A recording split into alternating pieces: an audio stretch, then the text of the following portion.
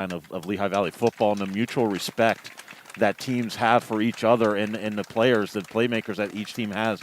You never want to see a high school kid get hurt. You never want to see anybody go down with injury. You always want to see them at their best.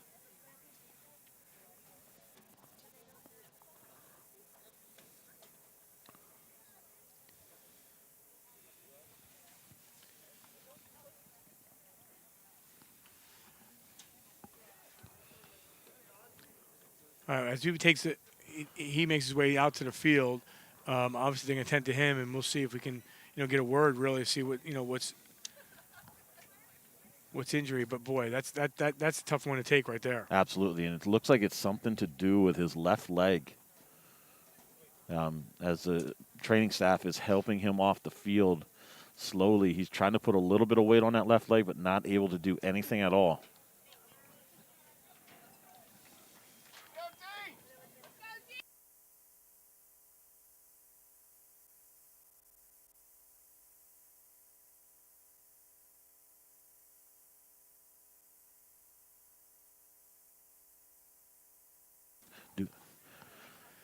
All right, so again, we're looking at Naji Adams being helped off the field after coming down on a tackle. Looks like he got his leg rolled up, his left leg, so he's being taken off to the side by the training staff of Easton. And as Al had mentioned, the amount of respect on both sidelines and the just quiet in the stands is just unbelievable, that everybody concerned with the health of Naji Adams. So with that, after that tackle, it's now 3rd and 13. Easton, as they're backed in their own territory. And without your star player, Naji Adams, you're going to have to find some sort of momentum and some sort of spark to get the team going. Motion to the near side. Transu now going to have to throw. Everyone knows he's going to throw and looks downfield. That ball tipped away. Great job defensively as that one's knocked away by Felician. Yeah, Transu dropped back looking for Isaac Torres, number 81 of Easton, but Dominic Felician had fantastic coverage on Torres, and he gets his hand up to knock it away.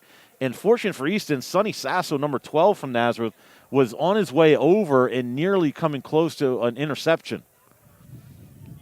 So 2 quick drives for Easton. They stall out with just under 7 minutes gone in this first quarter.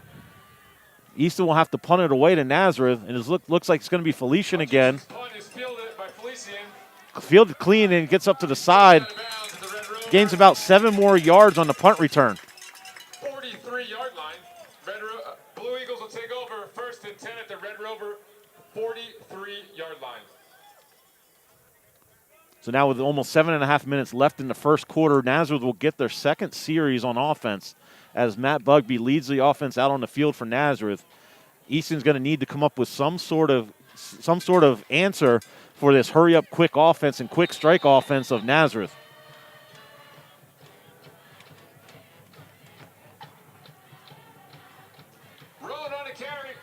So Roan has it and gets up towards the 42-yard line. And that time coming up with the tackle for Easton, number 33, Michael Hines, junior linebacker.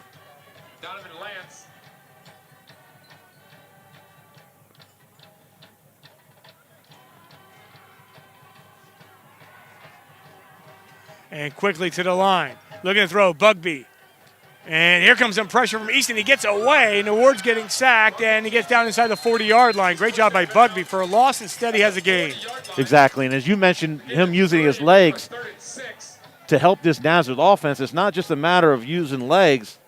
It's a matter of being able to elude sacks, buy more time in the backfield.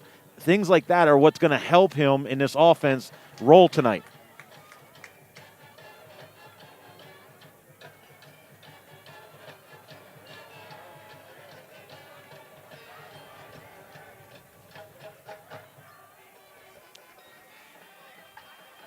So 7-0 your score, 3rd down and 6 at around the 4-minute mark. Looking to throw, and the catch is made, but not for much yards at all by Savalchik. and they had Javion Thompson in coverage on the play. That time, Nazareth looking to get the ball underneath to Salovanchik and get him able to behind the offensive line running up the middle, but Easton was able to be there in position to make the tackle.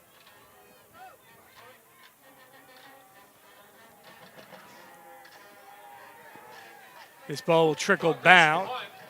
And if you're Easton here, really no damage done. The biggest concern, obviously, is, knowing that your top player is on the sidelines. Exactly. And here's the thing, a school like Nazareth, a school like Easton, these big schools, you have that guy, the second guy in line, the backup, chomping at the bit, waiting to go, waiting for their opportunity. So here's the thing with these kids, these student athletes. As coaches, we need to have those students and those players ready. They need to be ready to go in and perform, and you can't miss a beat. While you might not get the play of a Naji Adams, what you have to be able to do is get something positive and something to build on.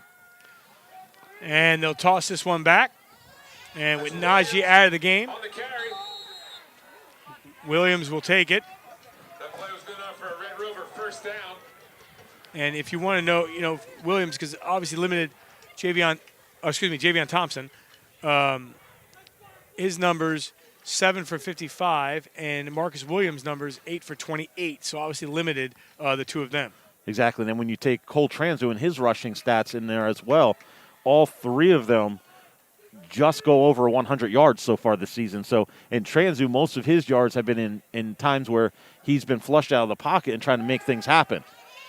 Looking to throw, has a receiver, and he'll connect right around the 42-yard line.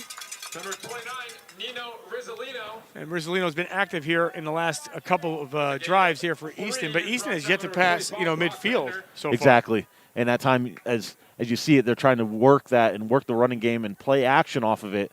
And that time with the play action brings it out to the corner, to the perimeter to Rizzolino, who's out in the flat.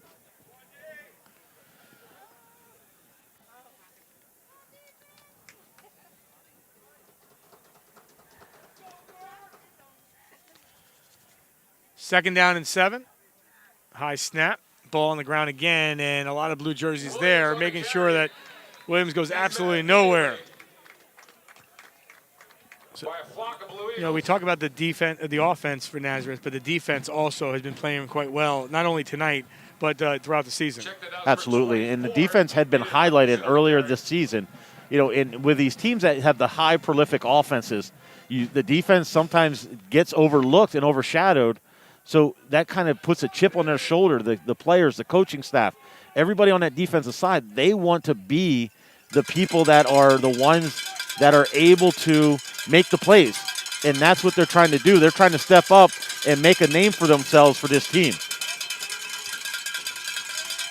7-0, looking to throw. And now gets scrambled out of the pocket, nowhere to go, and down he goes. Great job defensively, and we talked about La Rochelle, and he's the guy that makes the play there.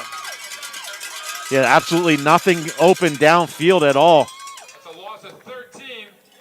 You see Levi La Rochelle, he just bull rushes his offensive blocker into the backfield, and then it's just him the rest of the way.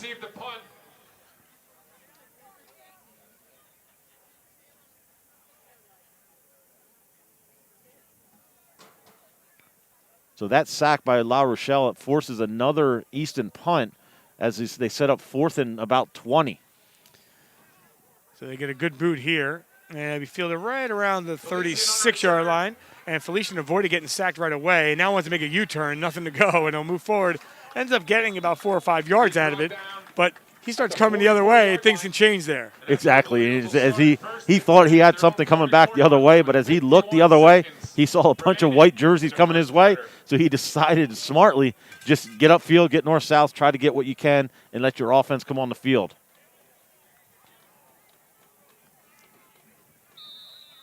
We had to make a link change. People are watching us here on D11sports.com, and hopefully you have us on there. I know being affected there just a little bit. People going to our website, not finding it. We'll try to get that updated if we can. 7-0 your score. And on the ground is Roan. Roan gets tripped up right when he gets across the 45-yard line. He's brought down number 30. Zion Jones makes the tackle. And as we said earlier, it's going to be that linebacking crew. You see Roan coming with the two guards pulling in front of him. Zion Jones able to come up and get his body on Roan before he can really turn, but not until he picks up 4 yards. 2nd down and 7. Roan on the carry. Roan goes absolutely nowhere. He's smothered on the play right when he got through the initial line of scrimmage. 33.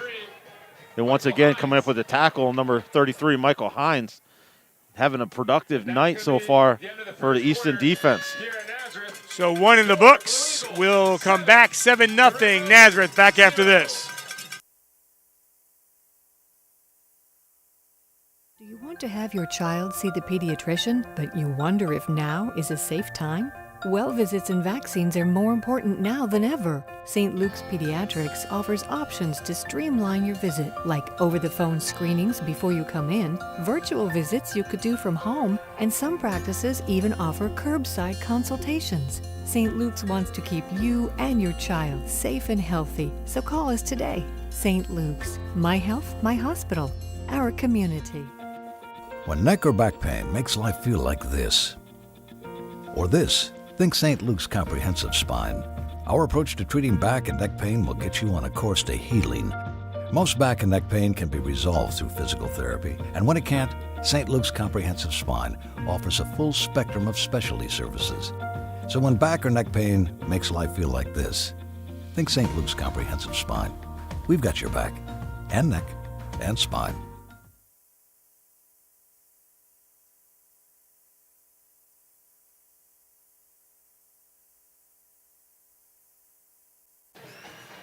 We are back. Quarter number 1 in the book, 7-0 your score. Bugby looking to throw and thought to go downfield, but there was nothing there. Now he'll just run for it, and he'll get close to that first down marker. As Bugby dropped back, he was looking for his go-to guy, number 11, Jaden Cabrera, who actually came free just a little bit after Bugby decided to pull the ball down and run it. He was just breaking free behind the secondary. Bugby's pass was complete to Andrew Wells. Yeah, right now so far, Nazareth is having the success pushing the ball downfield, not going east and west on the passing game. That's 2 screen passes out to the perimeter where they've lost yardage, but they've had more success passing the ball down the field. So this will bring up a 2nd and long for the Nazareth offense. One of the first 2nd and longs that they've had tonight.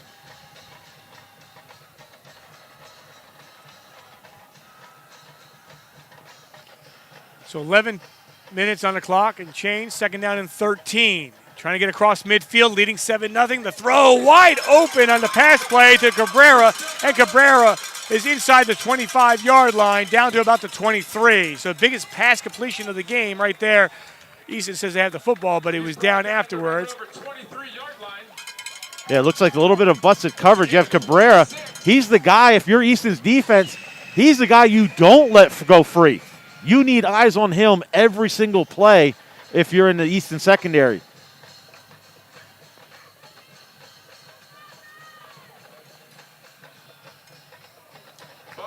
But that's a real nice conversion by Nazareth on 2nd and long.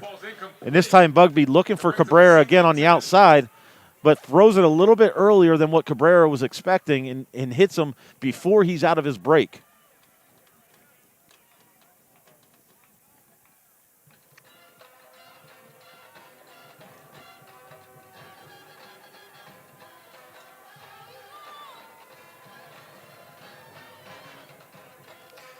Looking to throw, comes near side and will connect in a lot of space and gets down to about the 15-yard line to Wells. Nazareth doing a real nice job with personnel groupings and with formation. They're able to get that third receiver out into the flat before the linebackers of Easton can get out there. And again, still looking like a little bit of a rub play, a little bit of a pick play. but not something that the refs are going to call because the offensive guy is running his route, and the defensive guy has to anticipate and get over top. Ball sits at the 14 on the ground, and not much there by Kwiatek, but he gets enough to move the chains, and they can get another first down without a touchdown. And at this point, I think if you're Nazareth, you're trying to get in the end zone as quickly as you can just to continue to build this momentum. Kwiatek again on the carry. So back-to-back carries by Kwiatek. Once again, he's brought down number 33, Michael Hines. It's a gain of 2. And Kwiatek comes in as the second leading rusher on the team with just over 125 yards on the season so far. On the ground, Bugby fakes it, and Bugby will go in for the 8-yard touchdown. Make it 10 yards. So Tyler run from 8 and Bugby from 10. And you're going to get a good look at this. You have Capobianco coming in motion. They run a fake to him, and then Bugby comes back the other way against the grain. He finds a hole, and it's him and nobody else in front of him into the end zone for the touchdown. And as quickly as Bugby ran for the touchdown, he switches shoes and then gets lined up to kick the extra point. You like when he switches those shoes, I huh? do. We have a whistle before the snap. Penalties on the Red Rovers. It gives opportunity for Nazareth to see what they're going to do.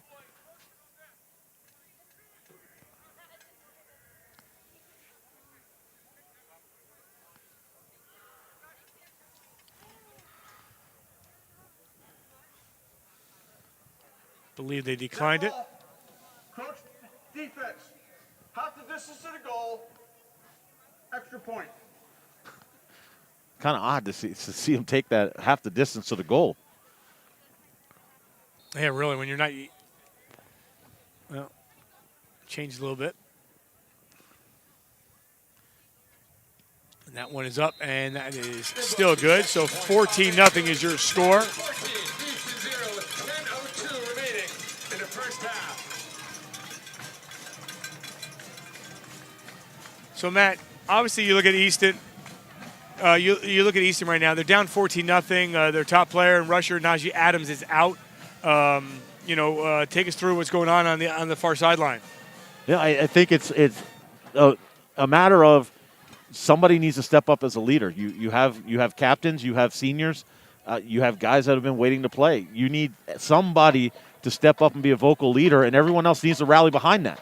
You can't look the other way. You can't snub them. You have to go out there, and you guys need to play. This team needs to come out and play for their group. It's their team. They're not just made of one guy. In any team would say the same thing. We're not made of one man. So we need to come out and we need to put things together and we need to play. Kickoff for the Blue Eagles.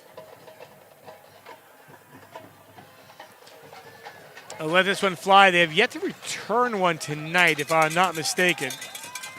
That's a touchback. And we'll bring the Red Rovers out onto the field. At their own 20-yard line. So now, as we mentioned, you're looking at Javion Thompson. You're looking at, you mentioned Transu. Without Naji Adams there, and you're looking at Marcus Williams. Other players to step up. And again, are you going to throw more? Or do you have to throw more? I mean, it depends what these running backs, start doing here. Again, you're down 14-0. There's plenty of time in the game. But at the same time, that said, you got to put a drive together here. Absolutely. You do need to put a drive together. You need to make something happen at this point in time.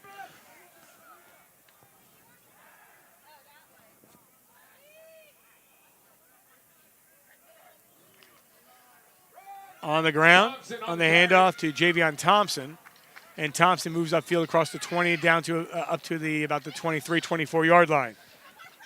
So a nice gain on first down for Easton. Now it's just a matter of can they build off of that and can they build on it.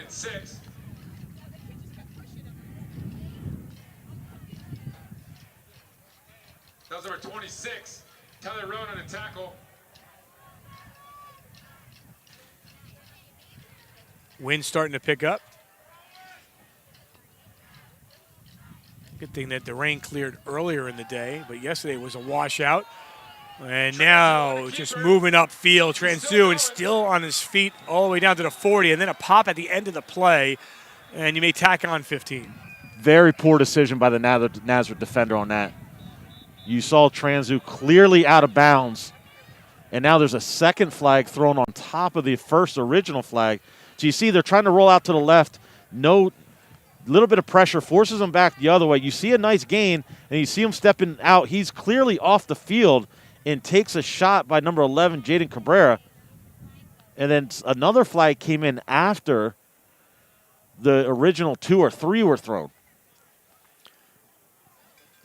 Well, we'll wait to Glenn Rissmiller to assess the damage, but, you know, we're going to see the ball definitely across midfield and then some. Two penalties, both on the defense. Dead ball, personal foul, number 11, 15 yards from the end of the run.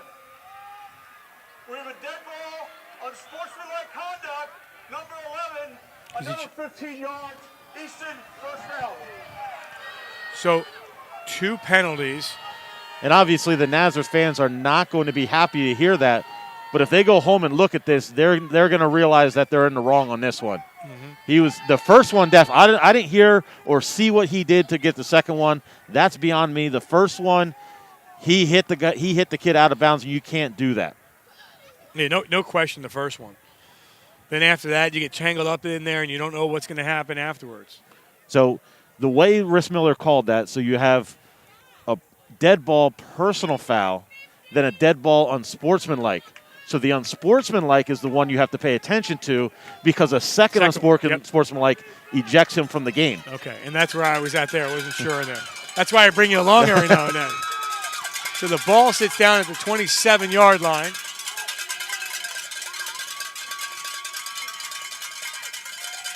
And a little confusion on the handoff, and they still get it to Williams, and Williams tries to make the turn, and another flag comes in. A nice run by Williams trying to get around the perimeter, and a flag comes in. It looks like it's probably going to be against Easton. It looks like it's going to be a holding.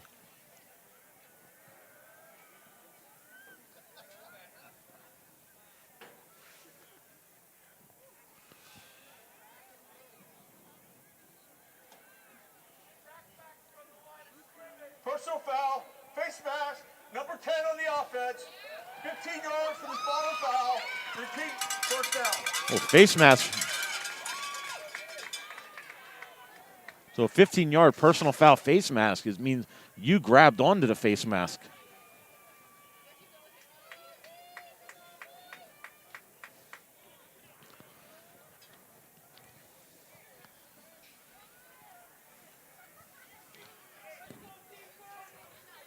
So 9 minutes on the clock here in the second quarter. And just as you get, the positive, now the negative comes. But if you're Easton, you're in a good spot here, and that's all you're asking for at this point. Transu looking to throw. Downfield. He gets hit as he throws, has a receiver, and incomplete. Off the fingertips of Evancho, right around the 10-yard line. Yeah, Transu had what he wanted. He was looking right to pull the safety out of the middle of the field. And then he has Evancho running a post, and he puts the ball right out in front of him. Just able to only get one hand up, not able to get the second hand up to bring that catch in. So with that, it's second down and long. Again, the first down marker is inside the 20-yard line, right around the 18.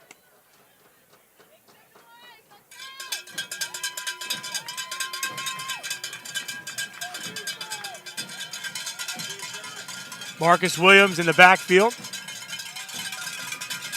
And the Red Rovers call a timeout. Easton doesn't like what they see. Timeout brought to you by MC Financial at New York Life, your insurance professional. Get answers to pressing insurance questions about individual health care, Medicare supplement, life and disability insurance now, and let our professionals customize the right plans for you, your family, or business. Quality advice with no obligations. Call 610-616-4430. That's 610-616-4430. MC Financial and New York Life. So under 9 to play here in the second quarter. And right now driving, but still with the lead is Nazareth. Well, Easton faced with a 2nd and long, and looking over at the far sideline, I don't think we're going to see Naji Adams come back into the game tonight for Easton.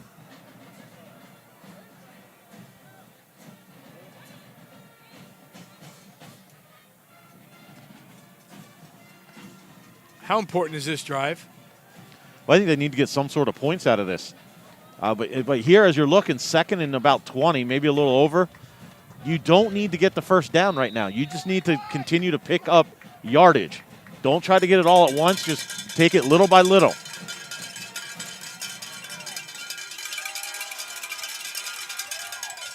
Transi's pass is complete to Javion Thompson. So Thompson with another grab inside the 30 down to about the 25-yard line. He's brought down by Roan and Bender.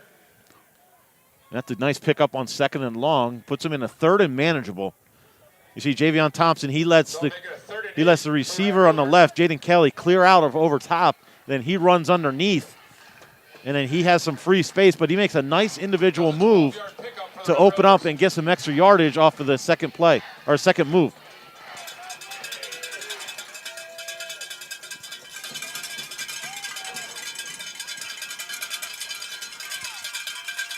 Ball sits at the 25. Here comes the pressure. Transu does a good job initially to get out of the pocket, but he gets taken out of the play by Wells. Yeah, Nazareth picks a nice time to bring some pressure, and they bring Andrew Wells. That brings up a 4th and Get a good look at him coming off the left edge. He beats the offensive tackle, gets pushed deep, but doesn't give up on the play. That's a huge job by Andrew Wells, not giving up on the play and continuing to fight to get himself that sack.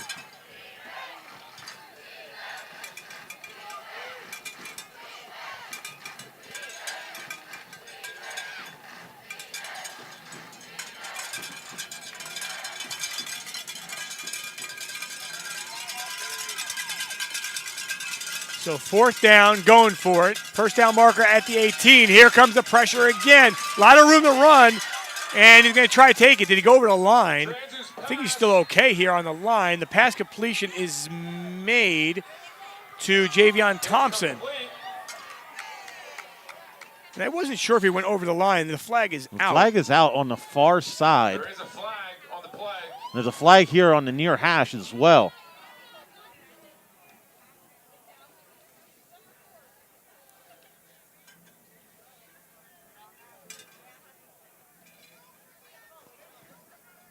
Illegal forward pass, number 18 on the offense.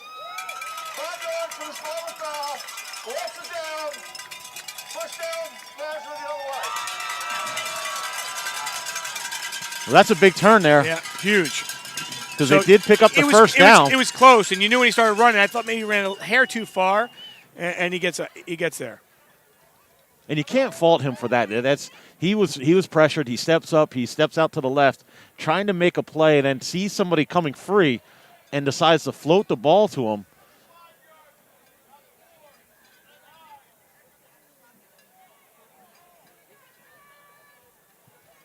A little confusion by the officials right now again, but he sees Jaden Kelly coming across. He tries to float it to him, tries to make a play. Unfortunately, he was just too far past the line of scrimmage.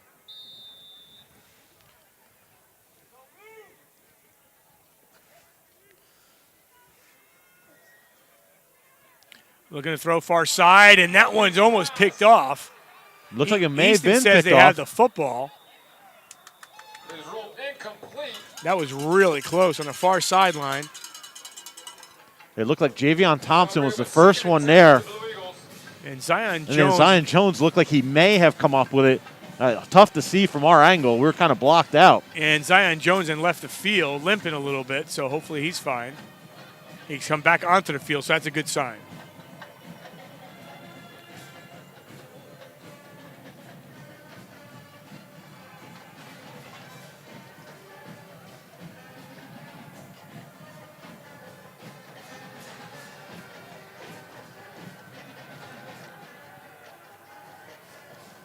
On the ground, and they take it away. Bugby's being pressured as he's ready to throw it, and he gets taken down. Great job of pursuing the whole time by Jaden Kelly. Yeah, Jaden Kelly comes from the backside, and now, as you said it before, Zion Jones is down on the field now. Gain of 3, brings up a 3rd and 7. Yeah, And that's another key injury you can't have at this point in the game.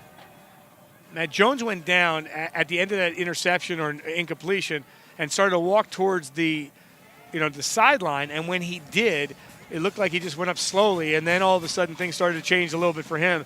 And he got in for one play, and then now he's down on the ground again. So, again, you lose Najee Adams. Now, another player down, one of your key players as well.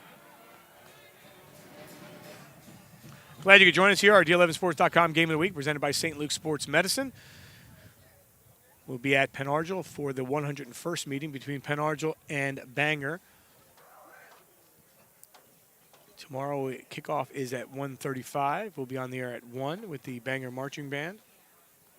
And then, it's hard to believe it. It's the postseason, and it's there. And, Matt, obviously, talking to both coaches, and it gives us an opportunity now, they are very concerned. And as is everyone, not only here, everywhere. I mean, we have more fans here and stuff like that. Earlier tonight, Saucon Valley Palisades, they didn't go, because of, some COVID issues, at Saucon Valley. You had mentioned earlier with talking to Dave that there was a kickoff ready to happen. And at kickoff, the game was stopped. Yes, and I think everybody knew, and this was what everyone was expecting to come at this point in time. When the winter started setting in, when this fall weather started to turn cold, is that going to be the time when cases start coming out again?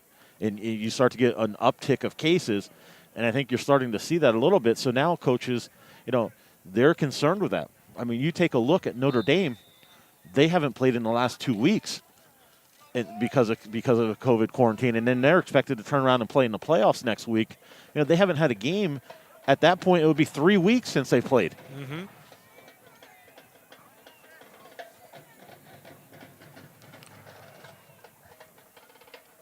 So 3rd down, looking to throw. Pressure comes, and Bugby, whoop! Bugby goes it right around, and now we'll throw it downfield in traffic. The ball gets tipped twice, and then almost caught. Thought there was going to be an INT there by Bryce Billings, and all of a sudden it was Nazareth that almost had a chance. Take a look at this. It looks like the Three Stooges a little bit. Woo! Absolutely. He gets a little bit of pressure. He's able to get out, then turns around, and credit him for getting free and nearly coming downfield and able to get it to a receiver. Multiple hands were on that ball and could have brought it down for Easton. Likewise, could have brought it down for Nazareth as well. On the punt for the Blue Eagles. Marcus Williams back deep to receive the punt.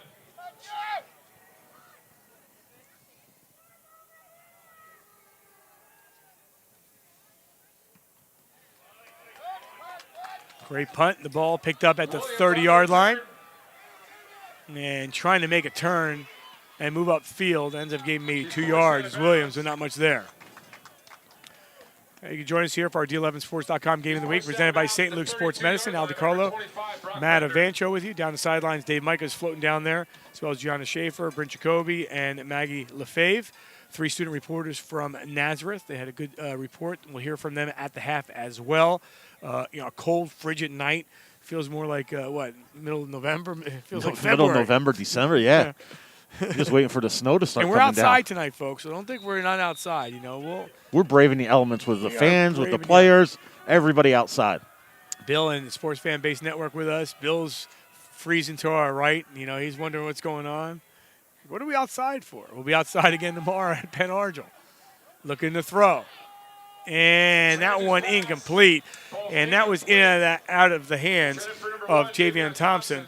Thompson's going to catch that 9 out of 10 times, just went off his fingertips. And unfortunately for Easton, that was a play that if they got it, he had a lot of room to run. They had the 2 outside receivers on the left running slants, and Thompson keeps running his to the right, and everybody else was coming to the left. So he was out there. Nobody was within the hash mark of him. So if he catches that, he has a lot of space down the far sideline.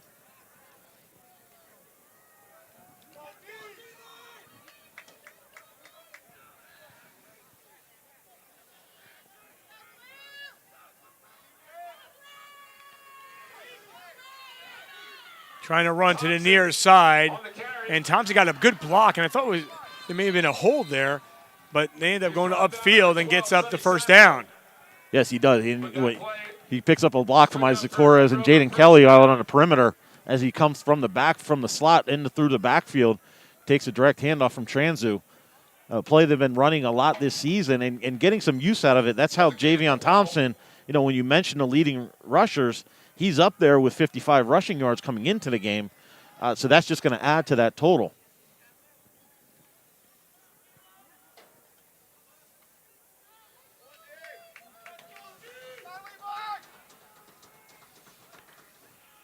So first down, ball sits at the 44. Transu gets hit as he throws at the receiver wide open. And say goodbye as Kelly will go the distance, 56 yards. Easton right back in the game. Yeah, Easton has a good play call versus the defense against Nazareth. Everybody was up within 6 yards of the line of scrimmage. They bring Thompson in motion, and then they have Evancho going out wide, then Jaden Kelly right up the middle. There's a mistake in coverage, and Transo sees it, takes advantage of it, gets the ball to Kelly, and it's just him in the empty space or open space in front of him as he runs in for the touchdown, his first of the season. So Easton. 13, Jackson Heinemeyer on for the extra point. Extra point is up, and that is good. And good. So Easton right back in the mix. 14-7 now. Touchdown comes at the 5:13 mark. In the first half. And we as said, we said, someone has to step up. Coach Falcone said, we don't want to see Cole Transu get hot. Well, he's starting a streak right now. He found an open receiver. He puts the ball in it scores a huge touchdown. But now you still need guys to step up for your team. Nazareth, it seemed like they kind of just got lulled to sleep a little bit. They lost that momentum. They lost that pep that they had earlier in the game. They need to bring that back on this sideline. They need to bring it back on the field to get this team going again.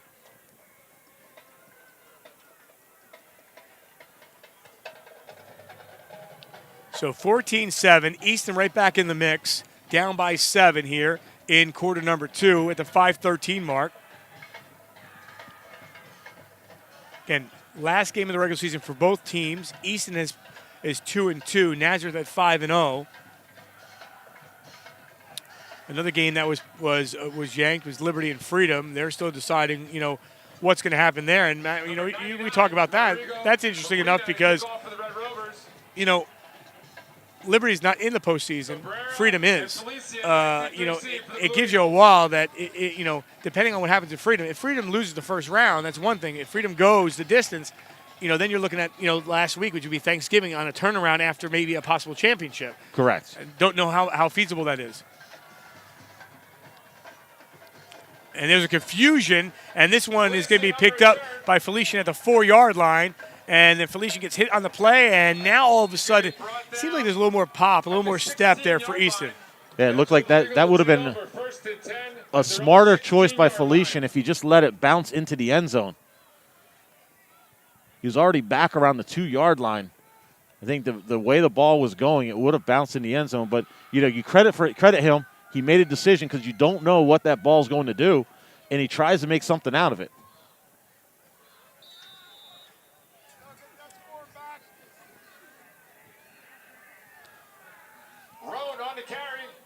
So we haven't heard Roan's name in a while. Number 33, Gets a carry here. So you're inside 5 minutes. There's a couple timeouts. Nazareth has all 3 of theirs. You're Easton all of a sudden. You haven't pinned back. This is huge, depending on where this game goes early at halftime, because it's anybody's game at this point, but it just seems like the momentum is starting to switch a little bit and go towards Easton's favor. But one play by Bugby, and, it could change that direction as well. Absolutely. And you want to see, how do these teams kind of evolve and how do they react? Nazareth, how do you react to this score that just came? Now you're 3rd and long. Maybe you have to punt. How are you going to react to that? They've been in tight games all year. So Coach Falzone believes his players have been tested. Same goes for Easton. Coach Brado has to believe his players have been tested this season. So it's a matter of, can you make the play when you need it?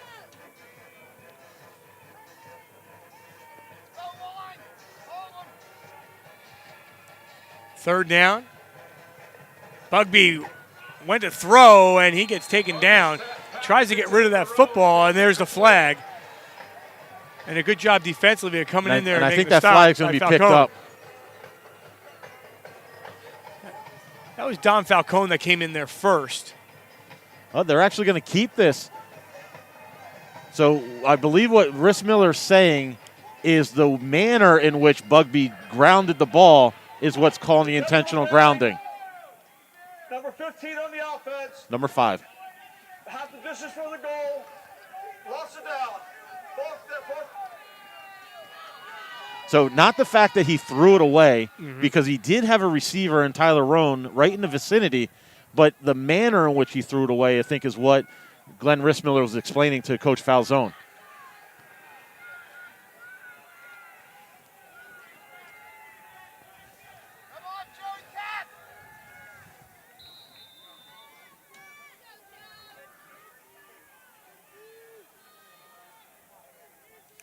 All right, big play here. This is the back of the end zone. Here comes the pressure. And did a good job of getting that ball out and fielded at the 38-yard line by Williams and nowhere to go. The ball almost got stripped away.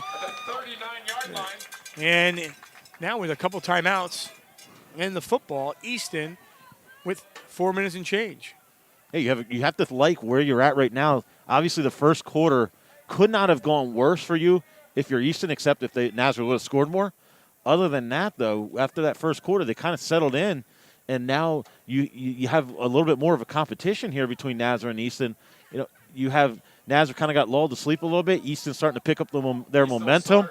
So this drive will be pretty important to see what happens, because if you're Easton, I think you need to get points, because you can't afford to give the ball back to Nazareth and allow them to get points, knowing that to get the ball back to start the second half. So first down and 10, the ball at the 40. And on the ground, all blue jerseys. Pick your poison, doesn't matter who was there. The biggest story of this game to this point, Naji Adams leaving the game and not returning to the game. Don't get a status. Sometimes they don't give you that status and let you know. But obviously the way he got, tangled up in there, hopefully he's okay and it's just, something. But knowing that, you get ready for the postseason, and so early in the game, obviously it's significant enough to keep him out. Or maybe they'll assess him at the halftime and see if they can get him back in or not. Loss of about a yard, maybe a yard and a half. Transu going to flare one to the far side and gets it to Javion Thompson. And Thompson makes the turn and he tiptoes down the sidelines. Looks like he's got enough for the first down. He's going to be right by that yard. Yep, they're giving him the first down on the far side. They run a quick bubble screen to Thompson over to the Easton sideline. And he picks up a block on the perimeter, and it's just him. He's able to run out of the hand tackle by Cabrera.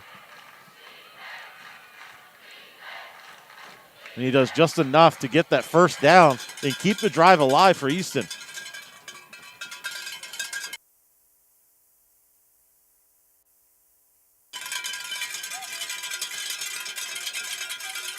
On the ground they go again. And dives forward inside the 25. He's brought down by number 54, Chase Levy. And a nice pickup on first down with the direct snap, or the handoff to Javion Thompson coming in motion. But we talked about if Easton was going to be able to get back in this game, they needed to have multiple guys step up. So now you have Javion Thompson, you have Jaden Kelly, stepping up for Easton, Marcus Williams. So they need to continue to spread that ball around and keep this Nazareth defense off key.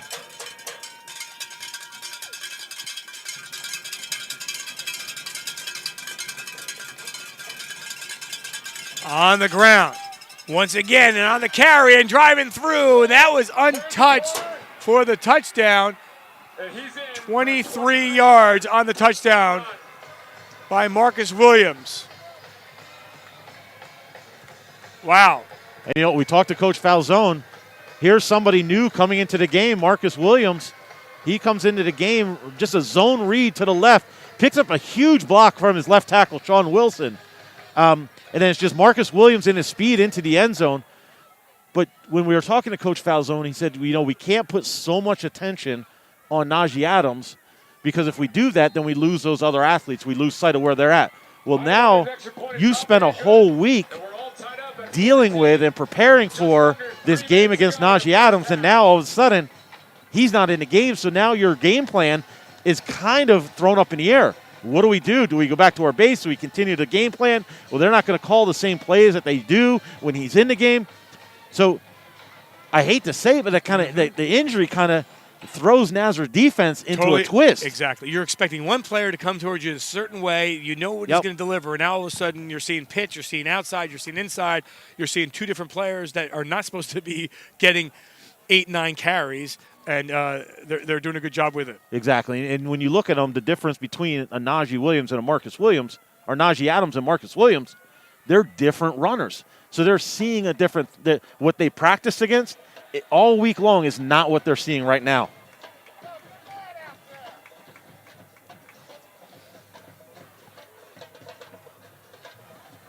Well, second quarter action, 2:50 on the clock. It was 14-0 Easton, and then things started to change. 14-0 Nazareth, and things have started to change. And we mentioned the momentum was starting to switch a little bit, and right there it indeed did at that point.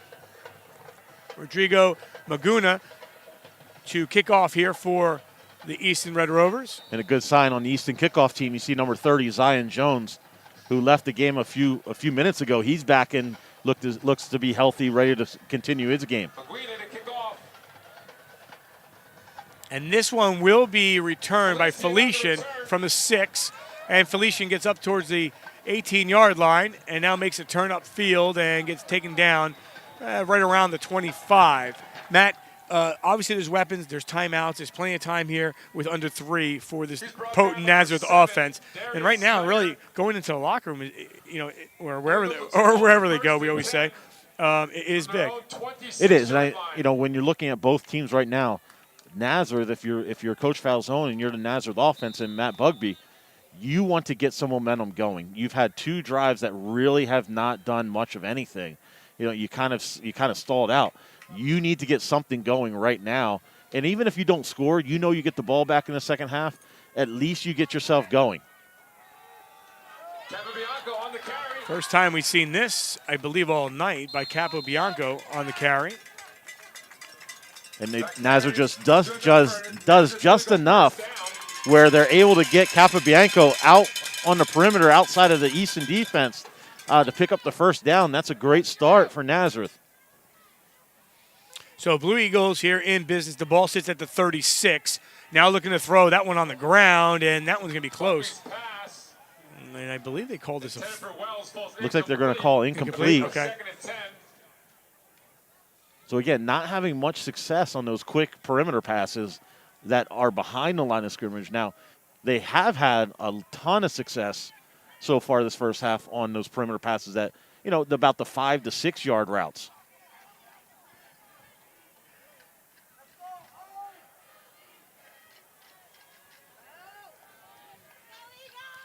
So second down and 10. Bugby looking to throw. Gets rolled out. Here comes the jerseys again, the white jersey. And the pass is complete the last second as he connects with Salvanchik. And Salvanchik is just able to get himself open in front of Marcus Williams to bring up a 3rd and 3. Again, you're in the middle of part of the field, man. I ask you this. Well, I don't need to put you on the spot. I mean, they're going to go for it if they don't get it here. This is interesting.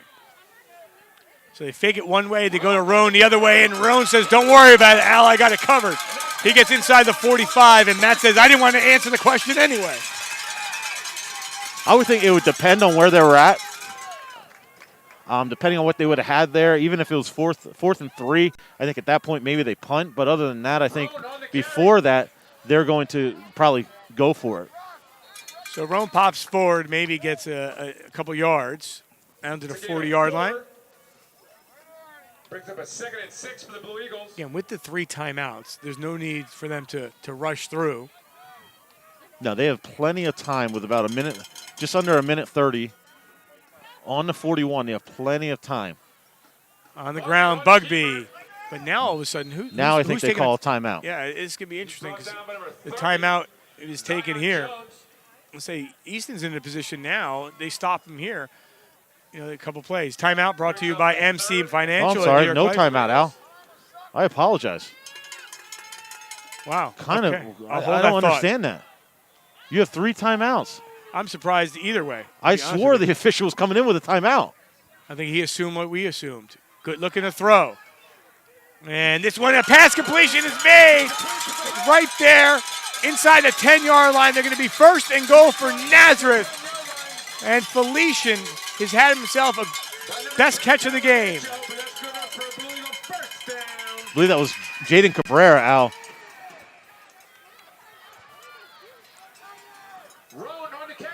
On the ground is Roan, and Roan gets down to the 5-yard line. Still no timeout by Nazareth. Nope, here it is. Okay, so back to that play, Al, or I'll let you do what you got to do first.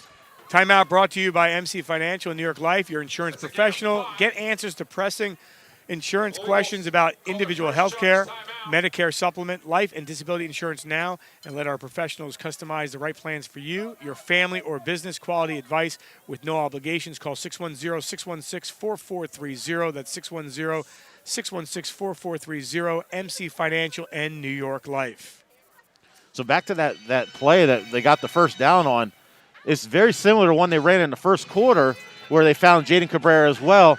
They're bringing him down the outside, then he's breaking on an in route, letting the inside receiver clear through, and the secondary of Easton is losing sight of him, and that's the one guy you cannot let go free out of the receivers of Nazareth. No doubt about it. So the ball sits at the 6, 25 ticks on the clock. Watch Roan and watch Bugby. And see what they do here. On the ground is Bugby, and Bugby straight through in the middle for the touchdown. 6 yards. Nazareth back on top. So that play very similar to what Matt Bugby scored on that from the 10-yard line. Again, bringing this time Cabrera in motion. And when they bring Cabrera in motion, Bugby's going to fake to him, and then he's just going to come up the middle, and again goes untouched into the end zone. Paladino to snap, Felicia in the hold, Bugby to kick. So I'm gonna come back. I'm gonna say Matt's watching the shoe change. What a great job of clock management by the Nazareth coaching staff. They should have never taken that timeout when we said they should have. It's unbelievable. Never. Extra point is up. The extra point up and good. Nazareth. Who was saying timeout? Who was saying timeout? Let the clock run. You have plenty of time. They knew exactly what they were doing. Matt, let me ask you a question. You talk about, changing the shoe and, doing that and knowing that you got to watch the clock and everything. I asked you a simple question, okay? It's a cold night. You got to tie the shoe. It could get colder here in the next couple weeks. Is it hard to tie that shoe when you're playing? I'm just asking a dumb question. Honestly, I don't think it is because, and I had this conversation with some people on my way here and talking on the phone. Like, you're talking about, man, I don't know how those kids do that out there in that cold weather. When they're out there, they're on the field, their blood's flowing, their body's so warm, they don't feel what we're feeling right now, just sitting here under a tent on the cold bleachers on my jacket, Thank God for the jacket. trying to brave the cold bleachers from going through our pants. But they don't feel that. They have the warmth, the body, the blood flowing. So I think that still is not a problem. This one is returnable from the 1-yard line and taken there by Javion Thompson. And Thompson has some space upfield and gets out of bounds right around the 29-yard line. I would think, Matt, a knee and done, but there is a couple timeouts. Do you go for one pass play and see what you could do? I mean, you're going into the half at 21-0. You were down, 21-14. You were down 14-0. It's really a win if you're Jeff Brado said, well, we shouldn't let that last touchdown happen, but at the same time, it's a win if you think about it. Yeah, and here you get a look at the return. Javion Thompson, it looked like he was about to run free and get out there, but I think if you're Coach Brado and you're Easton, not that you're happy with what you're going into the locker room at, but I think if you take the knee, you at least you're ready to go in and play. But it looks like they're going to line up and they're going to play. Well, let's see what happens here. And two, we'll see if it goes on the ground and see if they can make something happen that way. And up towards the 40-yard line, and I think that will run out the clocks. Again, you try to see if something happens. You get a big play. You have the timeout. You take it, and you go from there. So, interesting first half of play, without question. 14-0 Nazareth. Easton comes right back with back-to-back touchdowns to make it 14-14, and then from there, things moved about, and they get a touchdown. Matt's calling for a timeout. Don't know why he was calling for a timeout. And then with that, no timeout call. They score, with 21 seconds left. And with those 21 minutes on the clock. And right now at the half, it's 21-14 in favor of the Nazareth Blue Eagles. We'll take a break. Be back with more action from Andrew S. Lay Stadium. You're watching on D11Sports.com Game of the Week, presented by St. Luke Sports Medicine. Back after this.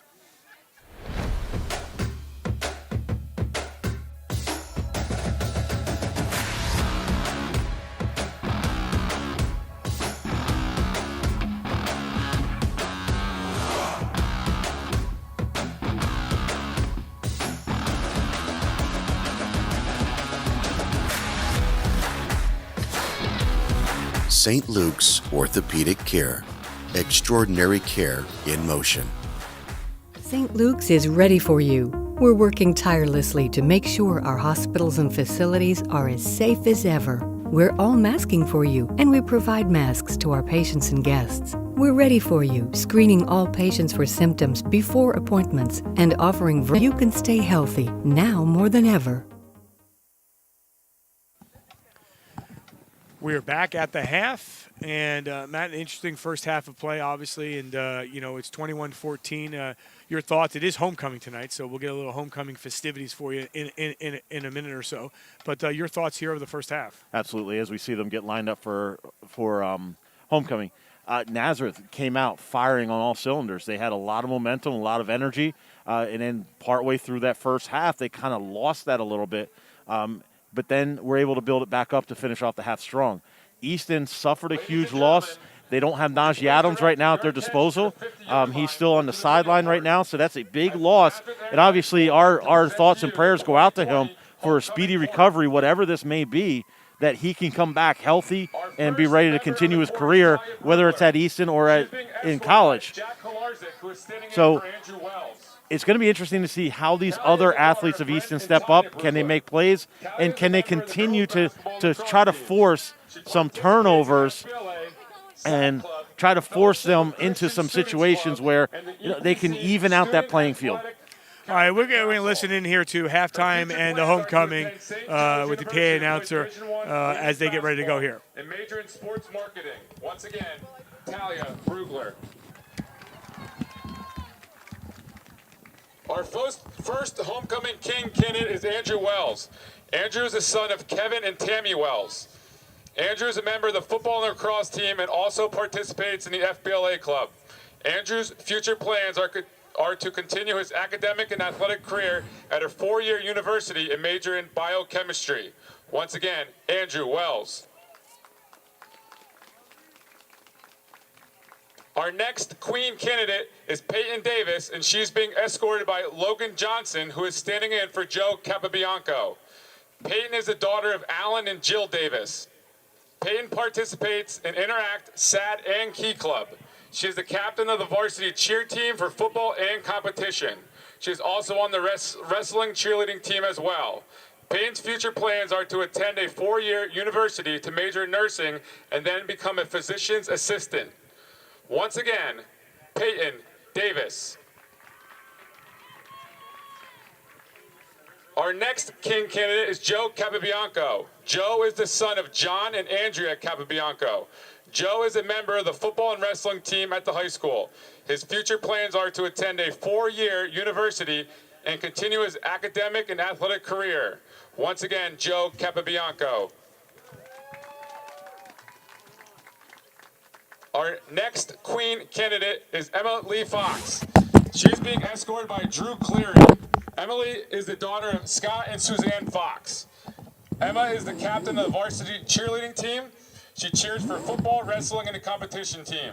She's also involved in the Key Club.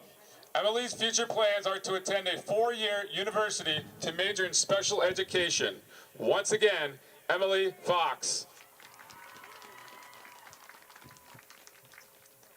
Our next member of the corps is Drew Cleary. Drew is the son of Glenn and Stacy Cleary. Drew is a member of the Nazareth wrestling team and involved in FBLA. Drew's future plans are to attend Princeton University to continue his academic and athletic career. Once again, Drew Cleary.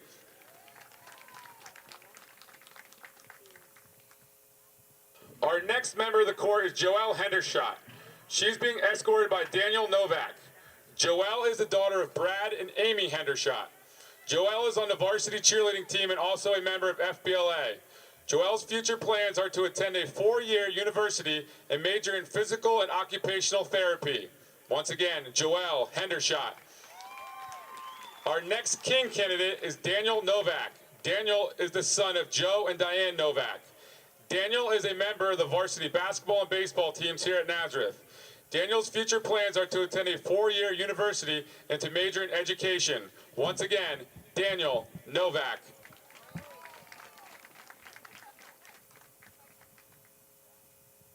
Our next queen candidate is Aaliyah Liachi. She's being escorted by Tyler O'Hagan. Aaliyah is the daughter of Michael and Nisha Liachi. Aaliyah is the president of the Student Government Association. She's also a part of the Nazareth Girls Lacrosse team and Nazareth Varsity Cheer team. She also dances at Art of Dance. Aaliyah's future plans are to attend a 4-year university to major in biology to then further her education and become a dermatologist. Once again, Aaliyah Liachi.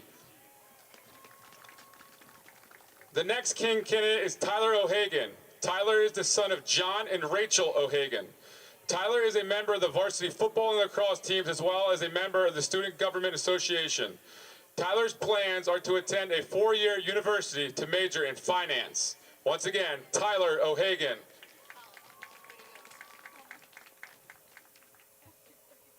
The next member of our 2020 court is Caitlin Lockard. She's being escorted by Jackson Lockard, who is standing in for Sean Ward. Caitlin is the daughter of Mickey Lockard and Kristen Cleary. Caitlin is a varsity sideline and competition cheerleader. She is an art student, member of the Best Buddies and SAG clubs, as well as a youth cheerleading coach. Caitlin's future plans are to attend a 4-year university or art school where she will major in graphic arts and minor in marketing. Once again, Caitlin Lockard. The next member of our court is Sean Ward. Sean is the son of Kermit and Patrice Ward. Sean is a member of the Nazareth football team. Sean's future plans are to attend Penn State or Pitt to study psychology. Once again, Sean Ward.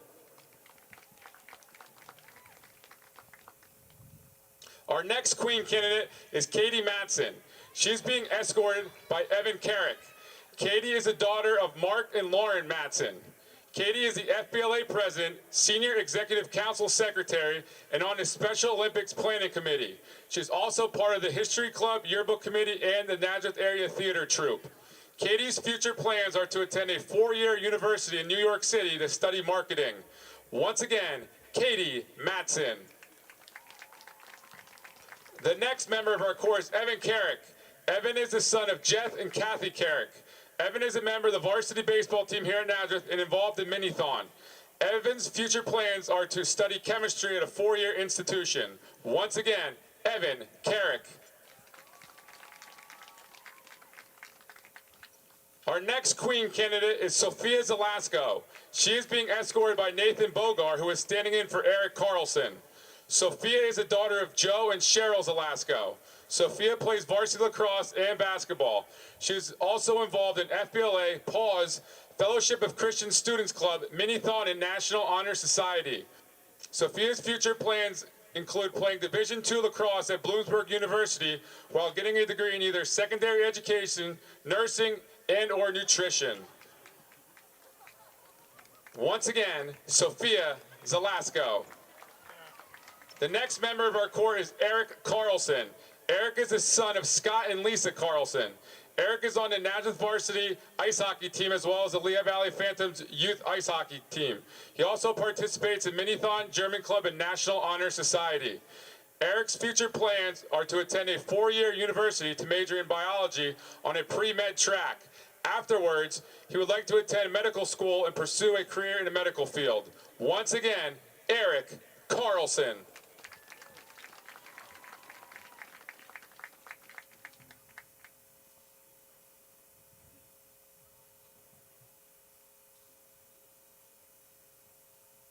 And now for our 2020 Homecoming King. Your winner is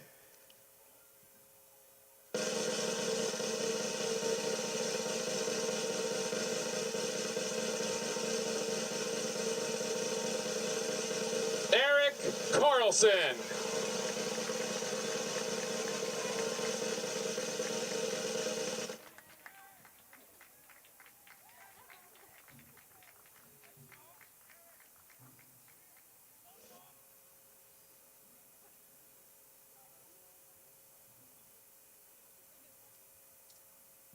And now, for your 2020 Homecoming Queen,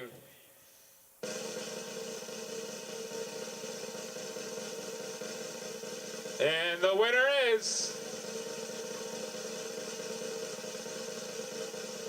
Sophia Zelasco. Congratulations to all the members on the court.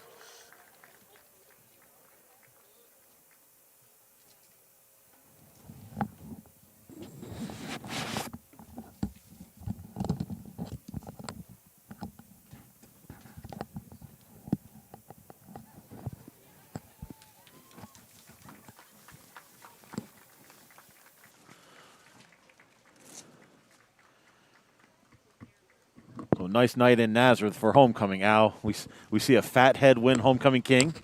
Eric Carlson, congratulations. And then Sophia Zelasco winning, I believe that's what they said, Sophia Zelasco winning homecoming queen. We had a nice little young man escorting his sister down, standing in for a homecoming king candidate. So nice to see, a young man being able to potentially win homecoming king. Yeah, exactly right. Ray Ramella is down there on the field right now, and we have our student reporters there as well. We get them ready to line up and talk to Ray Ramella. Good evening. For your halftime Obviously, it's we are proud to present to you the 2020-2021 Easton Area High School Red Rover Marching Band. And the band is led under the field direction of drum majors Derek Hammerstone, Jonathan Karam, Alicia Rodriguez, and Gerald Time. let's hear first from the marching band from the Easton Red Rovers, and then we'll get down to our student reporters.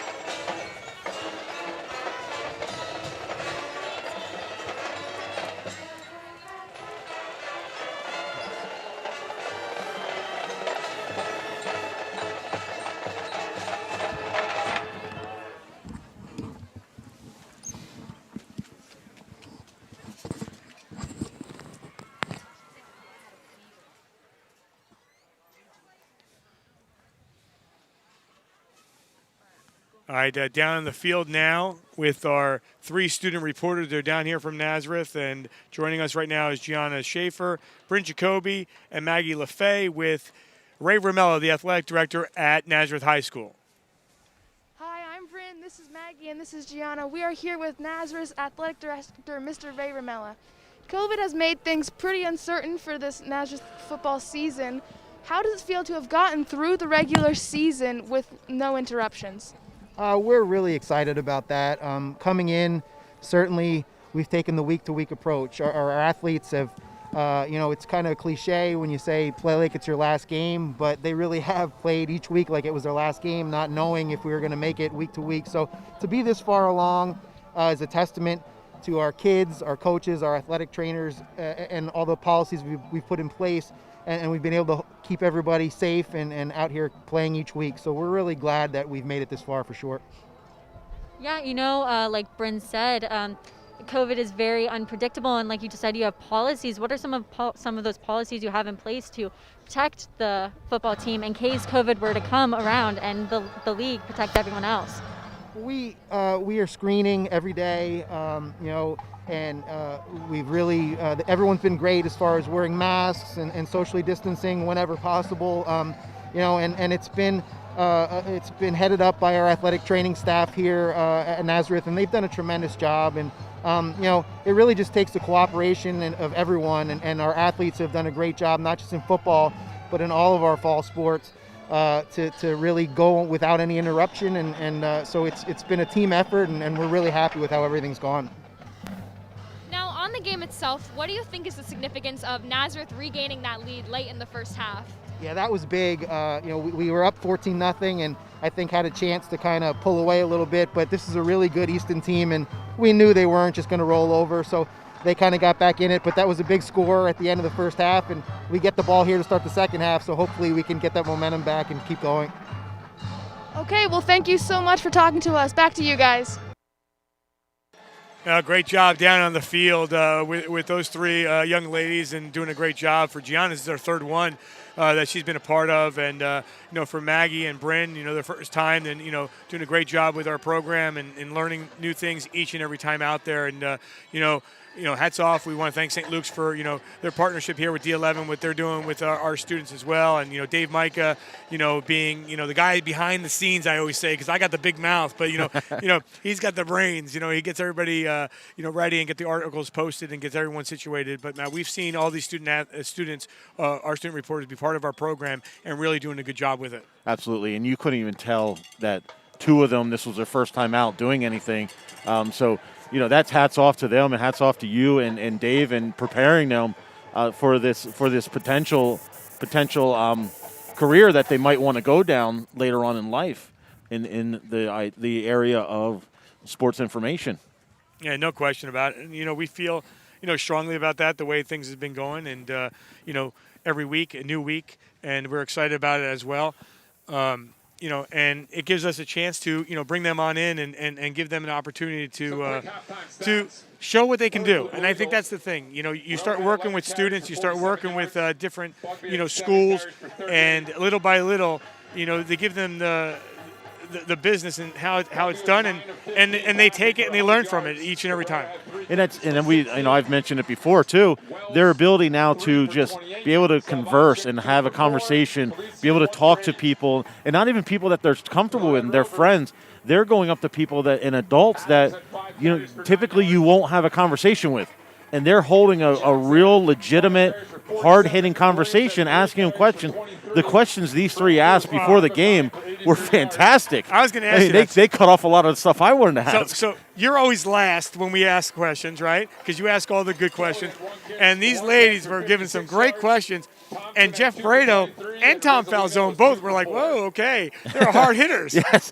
And I believe, I forget what the one was. They went, I think it was the Coach Brado, and he's like, man, you guys are going right for the jugular here. You're going right for the answer. And then, they asked Coach Falzone, what's your plan look like? What are you looking to do? He said, well, we'll let that unfold in a few more minutes. He wasn't giving anything out, but they wanted to know right there. They wanted to ask those questions, the hard-hitting questions, the important questions, and they had great ones. And they had their homework done. They came in prepared, ready to ask questions. There was no hesitation out of them. No question. All right, so we're outside. People see us. We got the hats on. We got the masks on. We got the coat on. We're jacked up. We're glad to be here. But it's brisk tonight. It's absolutely brisk. It's a very cold night for sure. Overall, first half thoughts. First, again, we were welcome to a good first half. Nazareth came out on top. They came out firing. They got off to that quick lead. Easton suffered the injury from Naji Adams. They then went down. Then they were able to fight back, able to come back, and able to do some things. Easton, kind of closed it out. Nazareth get that score at the end of the half. I think that's the score that I'm most interested to see. How does that affect the game? Because it was a tie ball game at that point. If Easton could have gone in at tied, that would have been a different situation. Then they're going in down 7, giving the ball away as well. I agree with that as well, and we'll see what happens as we get ready for the second half of play. And you always talk about momentum, and Naji Adams, on the far sideline, you can actually see him on the corner of the screen. He's now with crutches, and obviously that's a huge concern as well. Absolutely, that's a huge concern for Easton and a huge concern for Naji Adams and his future in football. But you have to trust that he's going to be able to come back. Having him still here kind of leads you to believe that he's going to wait to get checked out tomorrow. So obviously not thinking any kind of broken bones or anything.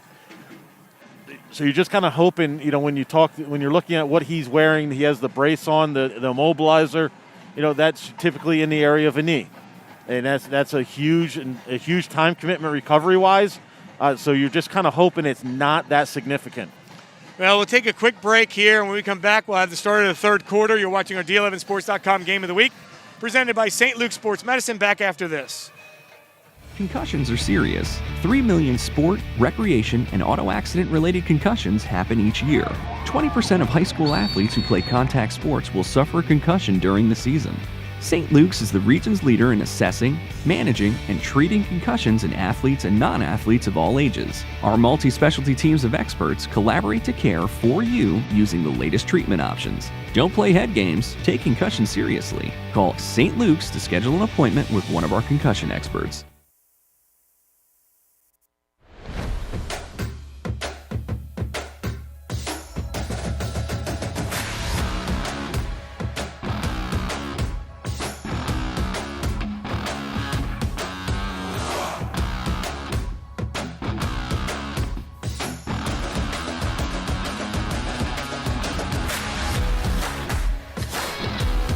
St. Luke's Orthopedic Care.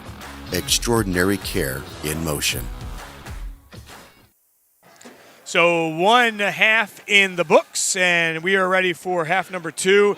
And Matt, you and I said it, this is an interesting game. Every year they battle. And right now, Nazareth's looking for a share of the title, at the same time. You think about that, the possibility of going undefeated, obviously, with Emmaus, and Parkland also taking place. Those two teams are undefeated as well. So, the way you look at it is something different. So, we'll see what happens here in this next half. And again, if you're on the other side, you're on Easton side, you're coming into this not to play spoiler. Obviously, that's a small part of it. You're looking to get ready to go for your postseason run on your own. Yeah, and this one trickles off the hands of Cabrera, and Cabrera gets tangled up. So momentum right to Easton to start. Absolutely. That was a nice kick by Rodrigo Maguana. I have to apologize for messing that name, Maguina. Great kick down there, and Cabrera just mishandles it. And what a bounce it took. It took a bounce and then just started rolling right along the goal line, never going into the goal line.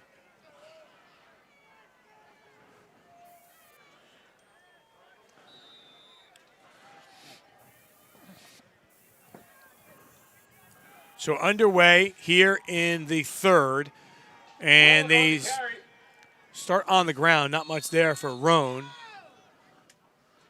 So gain of 3 brings up a second. I go back to Easton before where it looked like, we knew the clock wasn't going to expire because they had 3 timeouts. Clock management, is much better, from Tom Falzone than it was from Rich Kotite, back in the day. I just throw that out there because he had it perfect. As Bugby goes to throw the ball, he trips as he actually got tangled up.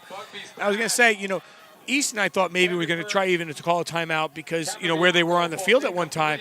And, Nazareth doesn't, and, they go in there and they score with 21 seconds. Absolutely. And this time, you look at this, and, Nazareth does get the score. So then you get concerned, do they come back out in the second half? And all of a sudden they get the ball. Do they get to go down and score? But now they're sitting at a 3rd and long and back deep in their own territory.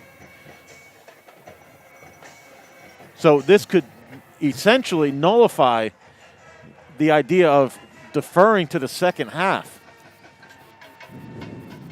So Bugby looking to throw. He gets taken out of the pocket once again. Has a receiver, and he will connect right on the money, straight through the line, and always downfield. Taking a while to take him down. Andrew Wells goes from the 2 to the 20. Wow. You saw Bugby get tangled up there for a second, but watch Bugby scramble to the sideline and gets rid of it. Yeah, Bugby does a nice job keeping the play alive. He finds Wells coming across the middle from the far left, coming to the near sideline, and he makes the catch and then tight ropes the sideline for a little bit before being dragged down at the 20-yard line. So Nazareth all of a sudden in business. Roan gets tripped up at the 20. Tripped up by number 8, Tamir Jackson. Tamir Jackson on the stop.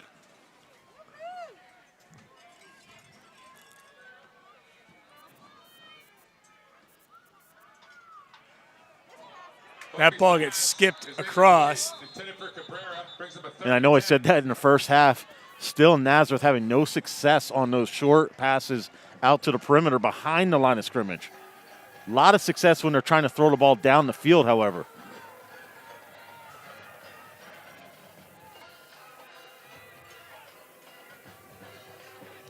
So underway here in quarter number 3.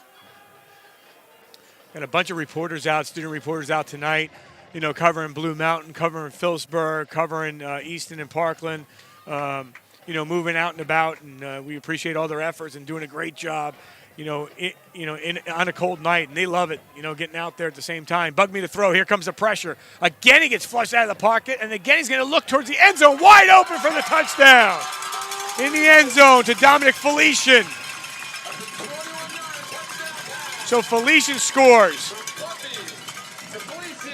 You see what happens here. You have everybody on the left, too, coming in. You have one running short and Noah Lobb, and then Felician behind that. And then you also look like you have Capabianco as well. Felician just breaks free of coverage, and he's empty or all by himself back in the back corner of the end zone for the touchdown. So just as you thought, Easton, they had him in a position where they could get him, force a punt, get the ball back right away in the second half. They give up a big play, and then next couple or 3 plays later, they're in the end zone for a touchdown. So just after Nazareth ties the game up, things have changed here. Again, it was a long halftime also, Matt, and that's the other thing that you can put into play. Tyler Roan had a 3-yard touchdown, made it 7-0. That was at the 5:47 mark, only points of quarter number 1. In the second quarter, Matt Bugby goes in from 10 yards for a run to make it 14-0. That came at the 10:02 mark. Then Cole Transu hit Jaden Kelly 56 yards for the touchdown to make it 14-7 at the 5:13 mark. A 23-yard touchdown run by Marcus Williams made it 14-14 at the 2:50 mark, but Matt Bugby scored on a 6-yard touchdown run to make it 21-14. So for Bugby, a couple of touchdown runs from 10 and 6, and now a 21-yard touchdown to Dominic Felician to make it 28-14. You go to the pass earlier that was, about 70-plus yards. This drive started at the 5-yard line, inside the 5-yard line, after the muff on the kickoff. And you mentioned in the beginning of the game, how could Matt Bugby help his offense with his legs? It hasn't necessarily been his legs running the ball. It's been his legs with the ability to keep plays alive when the pressure is coming in from the defense. He's been able to get out into the open, get out to the side, and able to scan the field downfield and find his receivers multiple times tonight. Glad you could join us here for our D11Sports.com Game of the Week presented by St. Luke's Sports Medicine. I want to thank John Hoth, Ken Sidlow, Greg Lay, everyone there at St. Luke's for everything they do for our student reporters here at D11 and, really partner up with us and, getting the word out and showing what we're capable of doing here as we move on about a year and a half in and have accomplished so much and really excited, where we are at this day and had some great cross-country coverage a couple days back. I felt like I was going to sleep at Blue Mountain Ski Area. I didn't even get a chance to ski. I mean, a night like this, I could ski, right? If it was a couple days later, but, they start blowing snow up there pretty soon. We can go up there. But, it was great and interesting. I bring that up. Glenn Rissmiller, and I mentioned this in the beginning of the game, he's officiating tonight. He was the starter the other day, wearing all orange and out there. And, so he wears a lot of hats and, just gets situated and moves himself down here. So, it's, final weekend of the regular season. And, I am the first to say that I am ecstatic that we got this far along.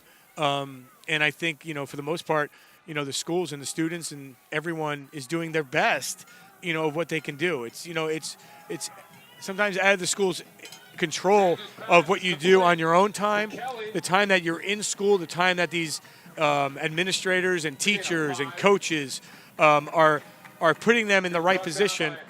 It's a time, and sometimes when they go home to their families or move forward, not just the athletes, parents and everyone's got to be extra cautious, and it's one little thing, and next thing you know, you have a COVID case, which is is tough, and it can shut down a school or shut down a community. So we're here, we're along. It's October 30th, and we move forward. Looking to throw, Transu, and that is incomplete. Was looking in the direction of Kyle Evancho. And as you said it too, Al, we're getting to that point in the season now where if things get shut down, you're shut down for playoffs. You're shut down. You're done. There's no more moving past that. So it's a tough time right now, where the stakes are high. But we've heard from every athletic director in the Lehigh Valley so far, and they've all credited the student athletes, the coaching staffs, the athletic trainers, and their ability to continue to work through their protocol, work through their systems, and make things happen. Yeah, and I agree with that, and I think going more on that is when you look at you said shutting down. District 11 will do everything in their power to push a game back. When we say push a game back maybe as far as a Monday, but that's it. If for some reason, and again, I think you and I mentioned this before, even when it happened to Notre Dame, you cancel a game on a Friday, then Monday you put a game on. What happens there? Sometimes they say 5 days, then it says to 10 days, and obviously they not only had to postpone their game then on Monday, then postpone their game against Wilson tomorrow morning. So again, if it lasts 10 days, you're done. You're going to have to forfeit that game and move forward. And could it happen? Absolutely. Is it happening across the state of Pennsylvania? Yes. Is it happening across the country? Yes. My brothers in Indiana, they were having a game tonight, and it got postponed, hours before the game as well. And you said it, earlier tonight, even here in Pennsylvania, that happened too. And that was at kickoff.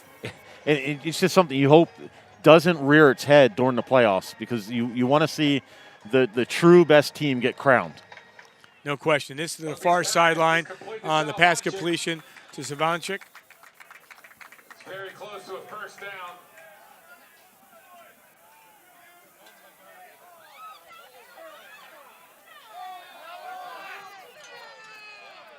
They put the ball at midfield on a third down. They'll still come to the near side, taken there by Cabrera. Cabrera has the first down and more. Across the 40, down to about the 35-yard line.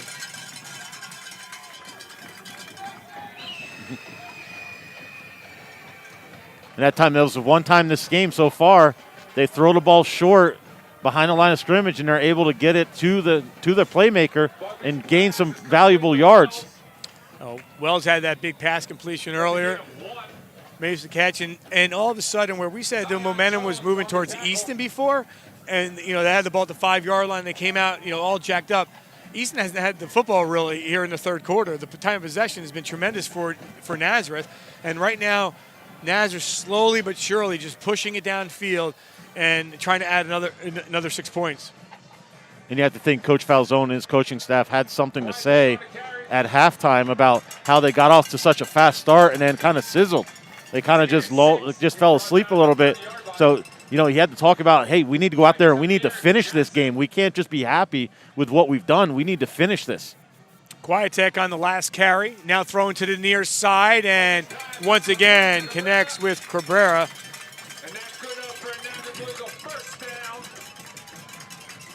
Bugby really in rhythm.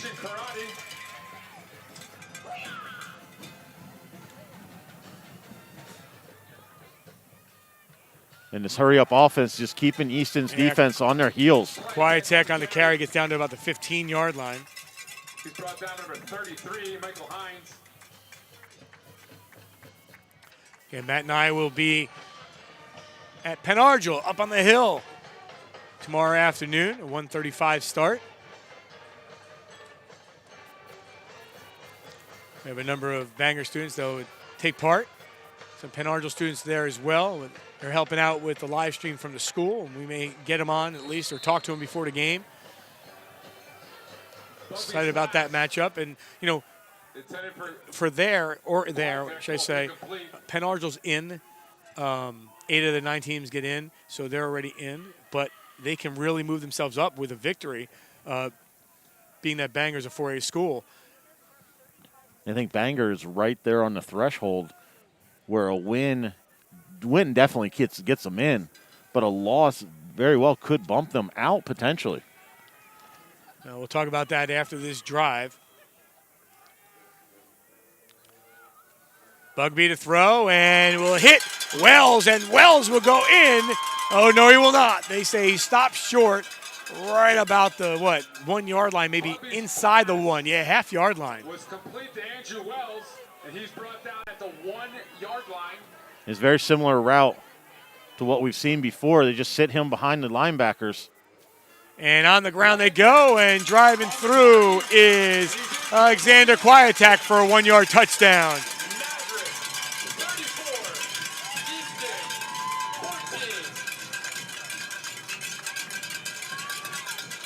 And what a change in momentum this has been since about the 2-minute mark left in the second quarter to this point right now with 5 minutes in. So about a 7-minute span, Nazareth's been able to put up what's going to look to be 21 straight unanswered points.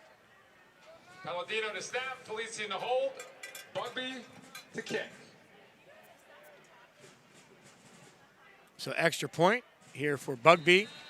And that one is up and good.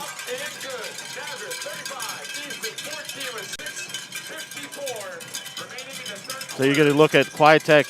He follows that offensive line at the left side. Levi LaRochelle is the anchor on the left side. But then you also have Tyler Gates, number 76.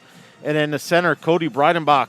3 seniors anchoring that left side of the line. And he just follows them into the end zone for the touchdown.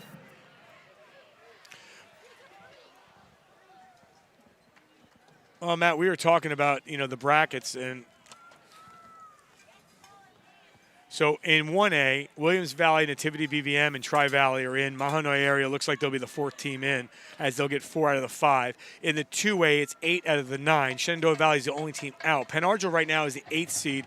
And again, depending on what happens some games tonight, Catasauqua playing Northwestern, you're looking at a bunch of 1- and 2-win teams.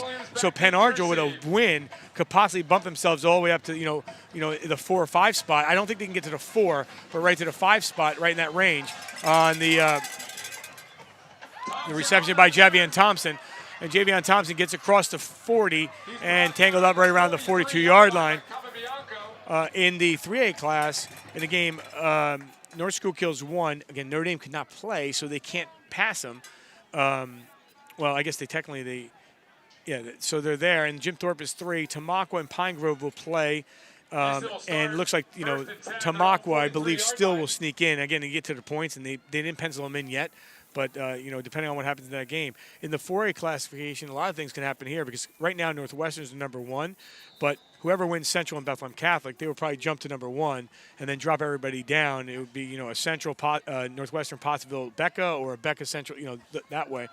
And then you have Blue Mountain and Saucon Valley are in. Saucon Valley did not play because of this COVID situation. And you're sitting Lehighton at 7, Wilson at 8, and Bangor at 9. So with Wilson playing tomorrow and playing I believe a 5A school, right, in Shanahan. Again, it's going to be very hard to beat a Shanahan team. Let's get that straight. But if you do, that gives you some points and moves you up forward. If you don't, Bangor with a victory can, jump in that spot as a possibility. So it's a huge, huge game for Bangor tomorrow. Absolutely. And I think, Bangor needs to win to get themselves in. They can still get some help with a loss, but you want to always be able to control your own destiny. So you want to be able to go in there, take care of your own business, and put yourselves in a position to make it into the playoffs. Yeah, in the 5A, South, Southern Lehigh, Whitehall, and Pocono Mountain East all in. It'll be, Southern Lehigh and Whitehall and South and East. In the 6A, we'll talk about that in a second after this play. As looking to throw, but pressured, and you just float one over to Thompson, and Thompson powers forward and gets back towards that midfield range. Right now coming in, Nazareth, of course, controls her own destiny right now here to get the number 1 spot. Freedom not playing. They're at number 2. Again, things are going to change with Emmaus and Parkland. Both of those two teams undefeated, and the 3 and 5 going in. Stroudsburg's at 4. Right now, West is at 6, and Easton is at 7. And sitting there at 8 is Northampton. Again, Northampton's playing Whitehall. Depending on what happens there, Pleasant Valley with only 3 games. If Pleasant Valley would beat Stroudsburg today, Pleasant Valley could possibly jump in. Absolutely. With a win there. And there's so many things that can happen at the bottom part of that bracket. Oh, look at the throw, and Transu gets taken down on the play. Chase Levy tangles him up. And I think at this point, it looks like Easton's going to go for it. Nope, they're not going to go for it on 4th down. Just seems like after you had those 2 drives, you had the 2 scores, the Easton offense has not been able to get into a rhythm or get into any kind of groove offensively. And then the defense kind of feels like they've been on their heels pretty much the entire night. Hutchinson to punt. Cabrera and Felician back deep to receive. So Nazareth will get the football back.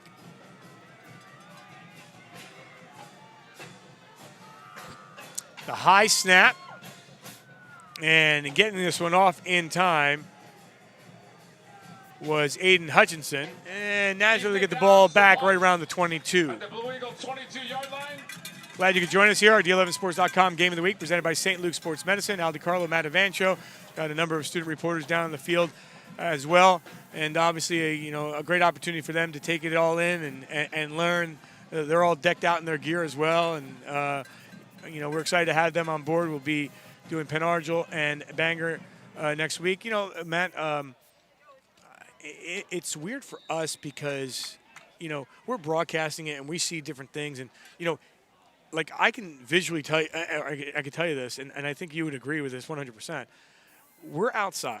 Whether we're inside there or outside, being able to see this many fans, and I believe the first time, as he gets it to Felician, the first time we were here was the first time we actually saw a crowd. I believe that was the first week against Northampton that we saw the crowd for the first time. So that's interesting enough at itself. And now all of a sudden you see a crowd. You don't see the opposing crowd really, but you get to see it here, and it's like it's overwhelming. Really, it's exciting. Absolutely, you see a lot of people in the stands, and I remember that first night. We talked about the game and how the people came back to the games, and the first thing they did, got on the officials. They got on the officials for some bad calls. They're holding it for 3 weeks. Yeah.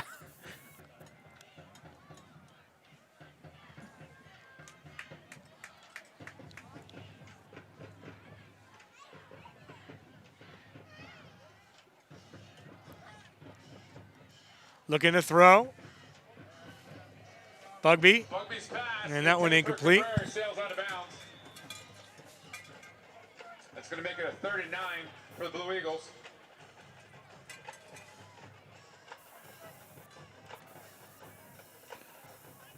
So if Easton wants to get back in this game, this is the time right now defensively. 3rd and 9, you have a long sticks for Nazareth. If you can get a stop and force a punt, still plenty of time left to make a comeback. Yeah, no question about it. I mean, this is where you're looking at your defense to, make a big play if possible. And as I say that, Bugby goes up top, has a receiver, and that one incomplete. Was looking again in the direction of Felician, but boy, he had him in double coverage. Absolutely, he had Felician behind the secondary and just overthrows him. We have a flag on the play on the far side. You see Felician at the bottom of your screen. He's against Marcus Williams. Bugby looks off the free safety, and then he comes back to the right, and he has Felician deep behind the secondary, but not able to come up with the completion. Illegal formation on the offense. 6 on the line. That penalty is refused. 4th down. A battle over in Orfield. Parkland is down to Emmaus 13-6. That's what you call a defensive battle.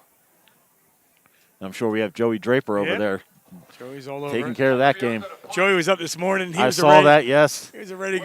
Hey, I do have to say, I want to give credit to one of the student reporters, Tyler Carabon. Oh, yeah, that was great. Nice video. Hey, I do have to say, I want to give credit to one of the student reporters, Tyler Carabon. Oh, yeah, that was great. Nice video that he put together for the Wilson football team. Absolutely. And on the return, here's Williams. A chance inside the 50, down to the 40.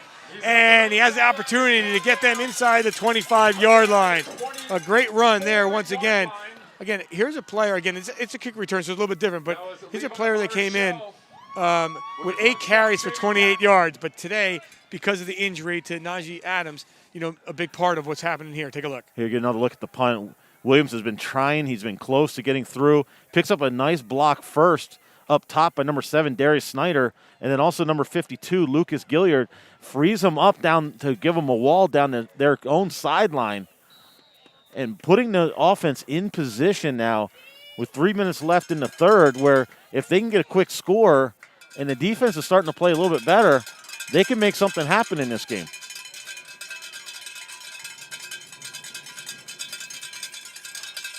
On the ground they go. Johnson on the carry. I believe that was the first carry of the game. 3 brings up a 2nd and 7. By Brought down by Braden JVR Johnson. JV Johnson's a freshman coming into the season. I'm sorry, sophomore, getting this opportunity. Here's again another opportunity for a player. He's down the depth chart a little bit, but now with the injury, now you get pushed up, and now you're into some action. This is your chance to shine. Across the state line, Phillipsburg gets a win. Under 3 to play. And nowhere to go there on that carry, trying to spin through traffic. And when you get caught up in that traffic, the one thing he needs to do as a new ball carrier is you need to hold on to that football. You cannot let the Nazareth defense come in there and try to strip the ball away when you're held up.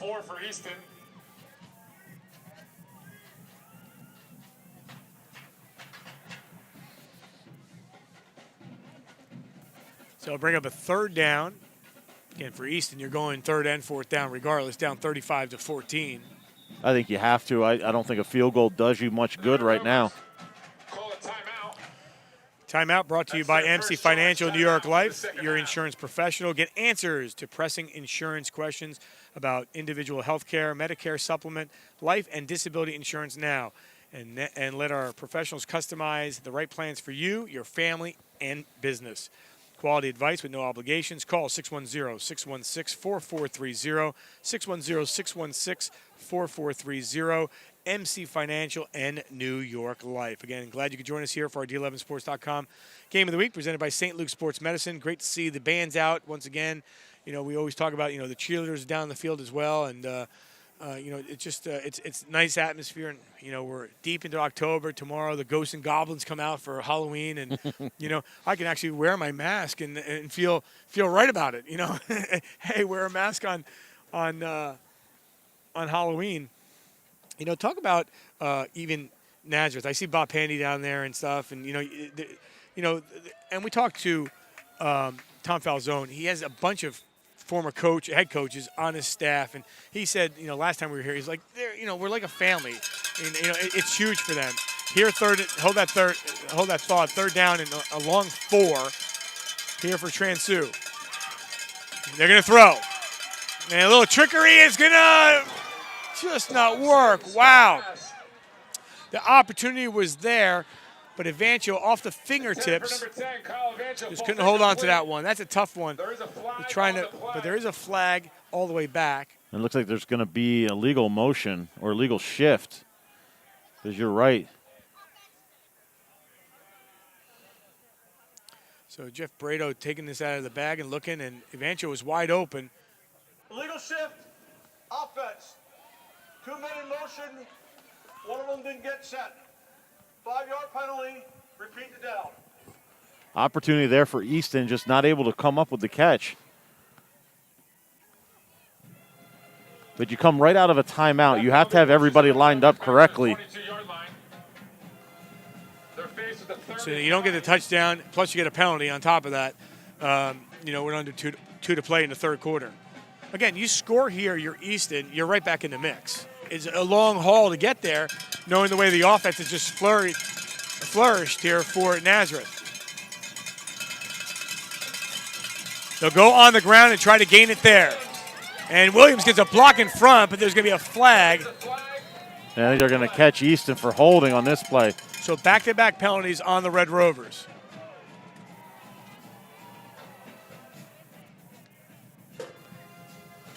Looks like some more smoke coming from the far side again, just above the camera screen. Maybe a little too much smoke. Could have been off that last play, the smoke and mirrors from Easton on the trickery. 10 yards for the spot of the foul. Repeat, third down. So they get the ball inside the 20-yard line, or right around the 20-yard line before then. And, since then, the 5-yard penalty, and now, you add 10 more, and you're all of a sudden sitting back around your own 34. Yeah, not the way, with the way the game's going for Easton, you're trying to create some momentum, trying to create some consistency offensively, just not able to go. You can't do that when you're going backwards.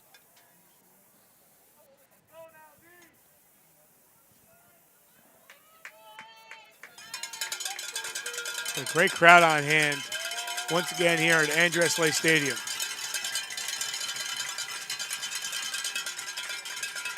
From the 34, Transu to throw, has a receiver, and that is caught right at the marker. And he gets it to Ivancho, and that is enough to move the chains. Wow, that's a huge pickup. It's a nice pickup on third down. Unfortunately, catch the ball right at the 10-yard line. Cannot pick up a first down. 1 inch outside of that, you can still pick up a first down. But again, it's a spark for Easton now. Can they finish this drive? Coach Bradle mentioned struggling with finishing drives this season, and now you don't have Najee Adams, so who's going to finish it for you? Davion Thompson, first and goal, and he gets popped on the play. Brock Bender, that's a loss of 1. And again, you hear Brock Bender coming in on the tackle. You see that. He's, again, that linebacking crew being very active. Chase Levy, Brock Bender. You have also Joe Capobianco also being active. And then the other inside linebacker, Tyler Roan, who we haven't heard his name. But those guys are able to run around because of the front three in Braden Saylor, Cody Breidenbach, and Levi LaRochelle, who eat up blocks. Second and goal, this time from the 11. They will keep it on the ground. And getting down to about the 6, maybe the 5.5-yard line is Williams. It's a gain of 4, brings up a third and goal from the 7-yard line.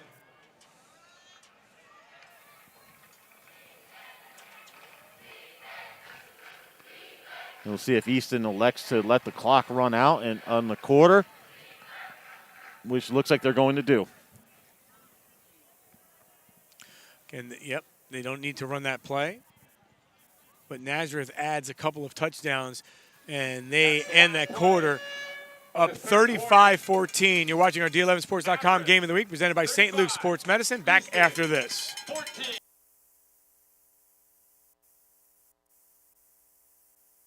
Are you searching for a place where you belong? Where your fitness matters? Regardless of what shape you're in, St. Luke's Fitness and Sports Performance Centers have a professional team that will help you meet or exceed your fitness goals. With locations throughout the region and nationally recognized fitness experts, you'll become a member of a supportive fitness community.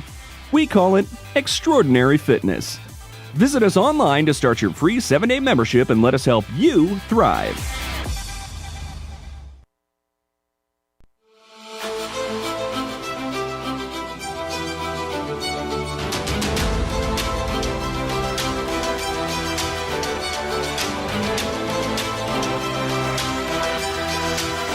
Hall of Fame pitcher Steve Carlton knows what it takes to exceed expectations. He knows what it means to be part of a team that rises above the competition. He knows a champion. Steve Carlton knows St. Luke's Orthopedic Care. We are back 35-14 after 3 quarters. We go to the 4th. Al DiCarlo, Matt Ivancho with you, Matt. Your thoughts after 3? Well, same way it started the first half. Nazareth came out firing. They get a quick score after being backed up deep in their own territory. They catch a huge pass play, and then they go up tempo, get the ball in the end zone, get a quick stop out of their defense, get the ball right back in the end zone quickly again. So playing fast, they're able to come out and go. But now Easton has it deep in the territory where they need to learn how to finish this drive and score points. Transu, here comes the pressure. Is going to get hit. Actually, he throws it before it gets hit. Now it was almost intercepted, actually. Good job defensively of flying in there. I think it was Cabrera that came in there. And there's a flag on the play as well. And all of a sudden, it's a flag fest.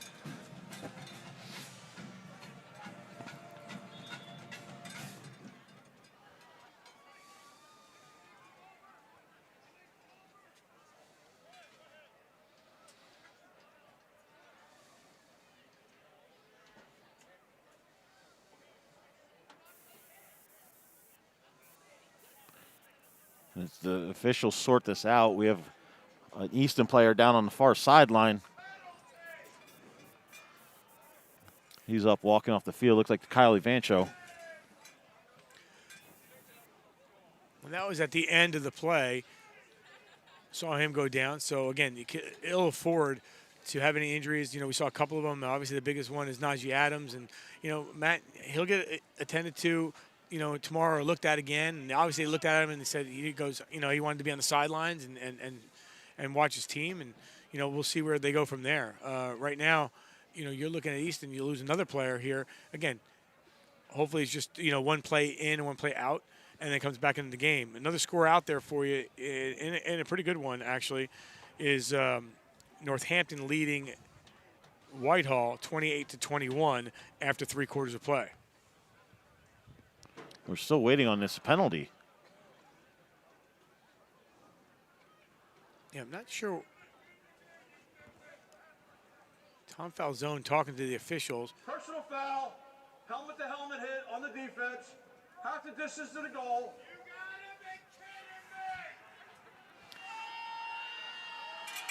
So now move it closer after the helmet to helmet. Now you think about it, you know, they're going to have to look at Kyle Vancho a little bit more on that sideline because of the hit.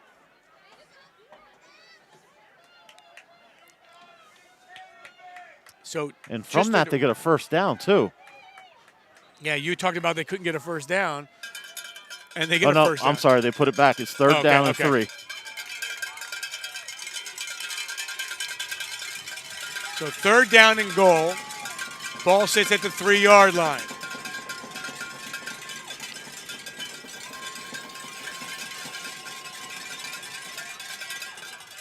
And cutting through and going in is Williams from 3 yards. Easton back in business. For a Red Rover touchdown. Again, number 6, Marcus Williams with the 3-yard touchdown run. That makes the score. Here you see he's following his pulling guard, number 70, Matthew Cruz, and number 15, Dominic Apgar, blocking out in front for him.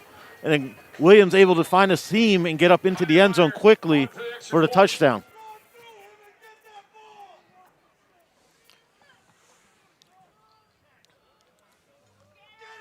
Extra point attempt The extra point is up and good to make it 35-21. And, Matt, a good sign is Kyle Evancho back in the game. And now a bad sign is a Nazareth player down. And I was just about to mention something about this, too. So Nazareth rushing the kick. They rush from both sides, and they have 2 guys diving into each other. And it looked like this was, I didn't catch the number, but he was the one coming off the right edge of the offense, the defensive left. But it looked like he ran into the leg or area of Jaden Cabrera. Man, that's a tough one there. And as soon as he went down, he looked like he was in some pain. I'm glad you could join us here on D11sports.com. A good sign is he's slowly making his way back to his feet. And it looks like to be number 25, Brock Bender, one of their linebackers. Again, tomorrow afternoon we will be at Penn Argyl up on the hill.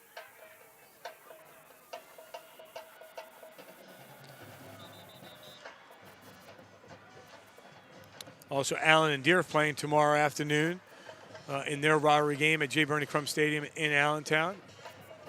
Wilson and Notre Dame will not happen. It'll be Wilson and Bishop Shanahan. Liberty and Freedom will not happen. You know, man, I look at this too. Is, you know, we talk about the flu season and everything else, and you know, you're out on a night like this, right? And and everyone's smart and they're going to dress warm, but sometimes you don't dress too warm, and you're going to get the sniffles. You're going to get this. You're going to get that, and then people are going to worry even more. Like, wait, what do you? Is it a cold? Is it? Well, I was out. It was 28 degrees out. I'm freezing. But you don't know until you get tested and you look at it, and that's what changes everything. Absolutely. I mean, you have the flu season coming, like you said. Then all of a sudden, what happens when you come up and you have those symptoms, but it's just a cold, it's just a flu. But then you have to sit out, you have to leave work, whatever it is that you need to do. But I think in the last 30 minutes, the temperature has severely dropped here. Yeah, there's no question. I was going to say that to you, and I was trying not to think about it. Oh, I'm thinking it. All I'm doing is looking at the clock, and I see under 11 minutes and 40 seconds that we're in the fourth quarter, and the start of the fourth quarter is taking 20 minutes. Absolutely. Bill leaned over to me and said, "Matt, you can do it. You can make it. We're almost there." And he gives this to Roan, and Roan goes upfield, and Roan gets up towards the 39-yard line. And you have to think coming into this drive that if you're Nazareth, you're probably going to sit here and just run the ball as much as you can. You're going to eat clock, and if you can pick up first downs, then you're also going to keep the ball slowly and work it down the field. So Roan getting more carries. You say we haven't heard from him defensively, but offensively he's getting his share of carries. Just still trying to see if he can break one.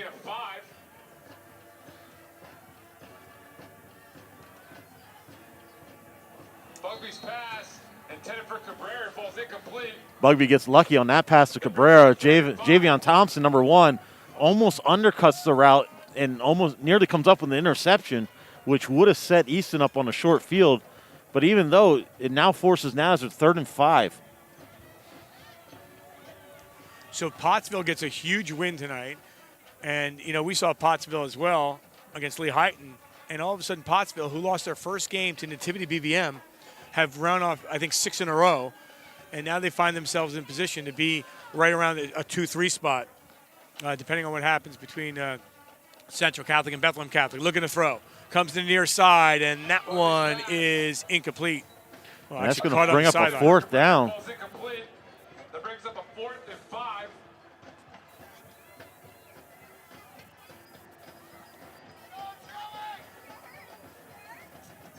On comes the punting team for the Blue Eagles.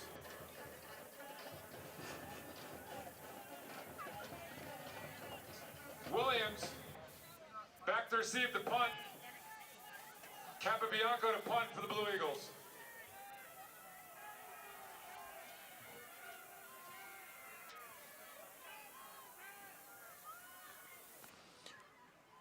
So looking to punt, and that one almost get blocked. And it does actually got a piece of it. So because they got a piece of it, there's not going to be a flag, as Glenn Rissmiller is saying that. And obviously, again, deep into Nazareth fans that we got to look at this. It does look like the Easton defender does get his hands in on it, especially looking the way the ball just died and dropped. So once you get a piece of that ball, then, it's there. If not, that's why it's always so dangerous. You take it and you miss it, and the next thing you know, that would have been a huge penalty. And I was just about to say, what you can't do if you're Easton is get called for a roughing the kicker. So fortunate for them, they are able to get the hand on the ball, which negates any kind of roughing the kicker penalty that would have come.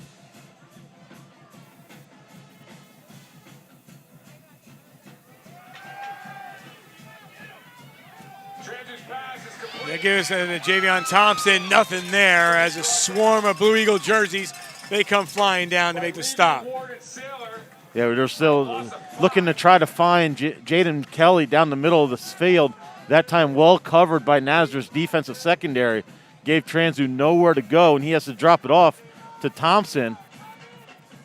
And then Thompson has nowhere to go in his own right.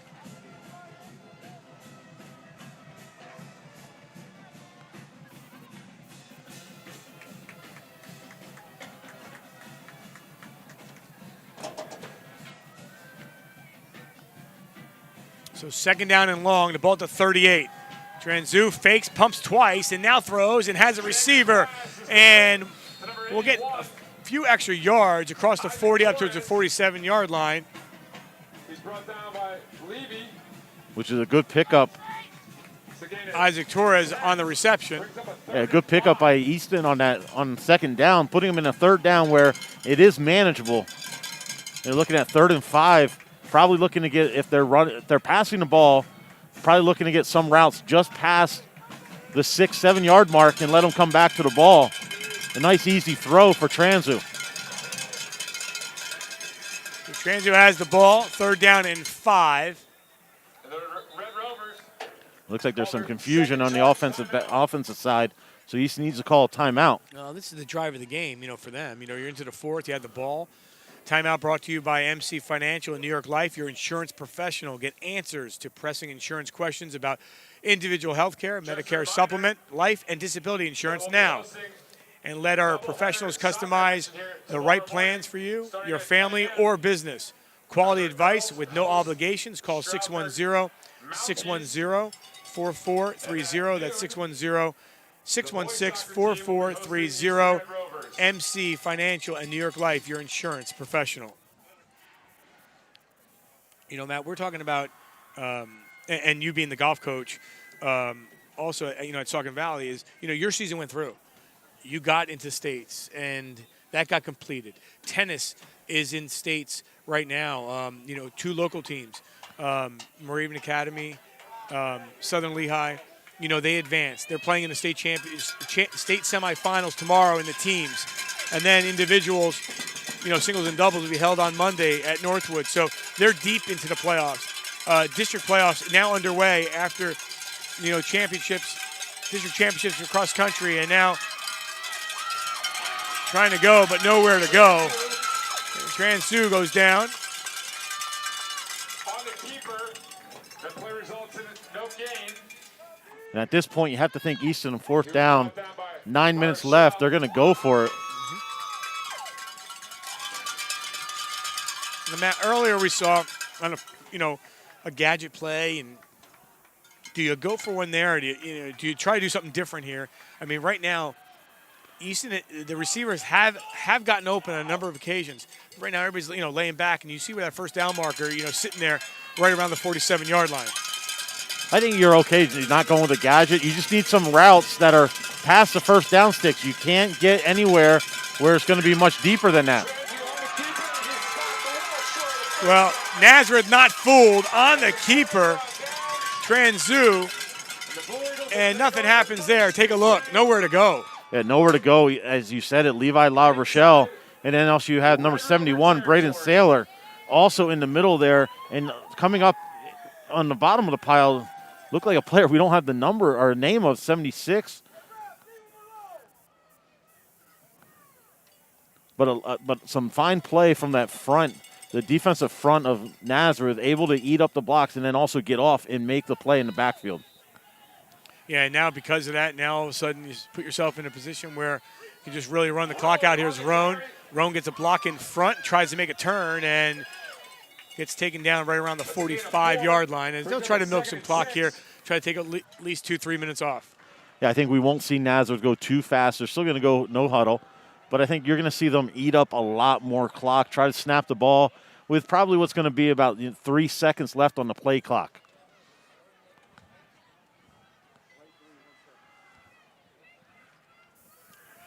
So we're into the 4th. Under 8 minutes to play.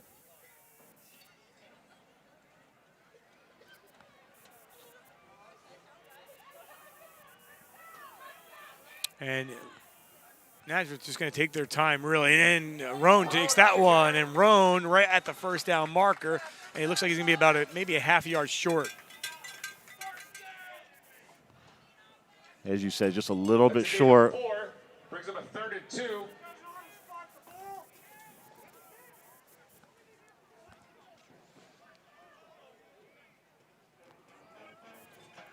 But as you said, you're looking at this. Nazareth, again, in no hurry. That last play snapped under 8 minutes. Actually, the play before that was dead about 8:20. And now we're almost under 7, and they're just snapping the next play. Yeah. Now, Roan will get the first down as he jumps over a defender and get the first down inside the 35-yard line. If I'm Coach Falzone, I'm just feeding Tyler Roan right now. You have the 3 receivers out wide, which is pulling out the free safety. And if you pull out that free safety, all Tyler Roan has to do is break through that second level, and it's just him and empty space to the end zone.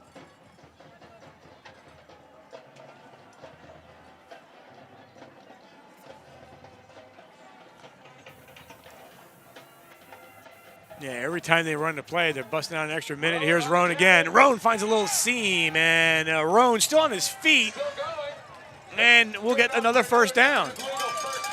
So Roan looked like he was down, stayed on his feet. And we talked about Tyler Roan getting his carries. He's getting it done right now. And when you look at him too, he's next to Matt Bugby. Matt Bugby, who comes into the game, he's 6'4". Tyler Roan stands next to him. He looks like he's tiny. He's 5'10" at himself, almost 200 pounds. So he has that low center of gravity. When he goes down, he just drops the hips, keeps himself balanced, and continue to be able to run. This one skips to the near side. Ball's incomplete. They'll bring up a 2nd and 10. And I said it all night. It's just Nazareth cannot connect on those behind the lines screen passes. Just not able to find any connection there.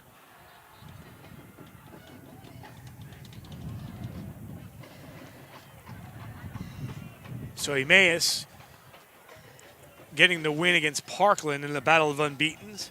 And Nazareth right now looking like they're on their way as well. Roan again, all Roan on this drive.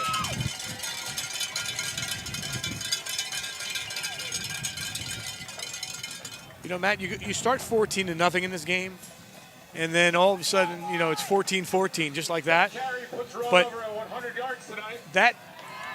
the way that end of that first half ended, then the long halftime because of homecoming, and then the touchdowns right after that just really put this game really out of reach.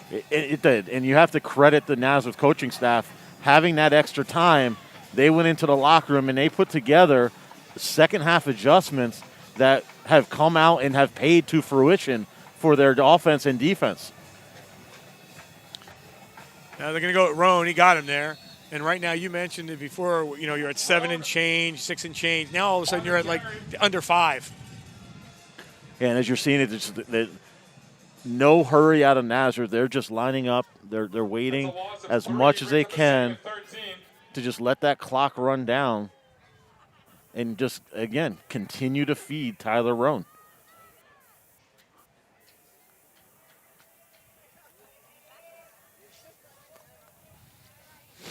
So fourth quarter action, 35-21. The ball sits at the 15-yard line. It's been all run. And they'll bring up a third down. Again, they can get a first down inside the 5.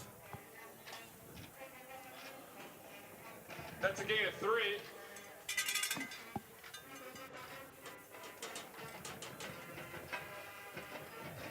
Final from Orfield. The Emmaus Green Hornets 13, Parkland Trojans 6. 35-21.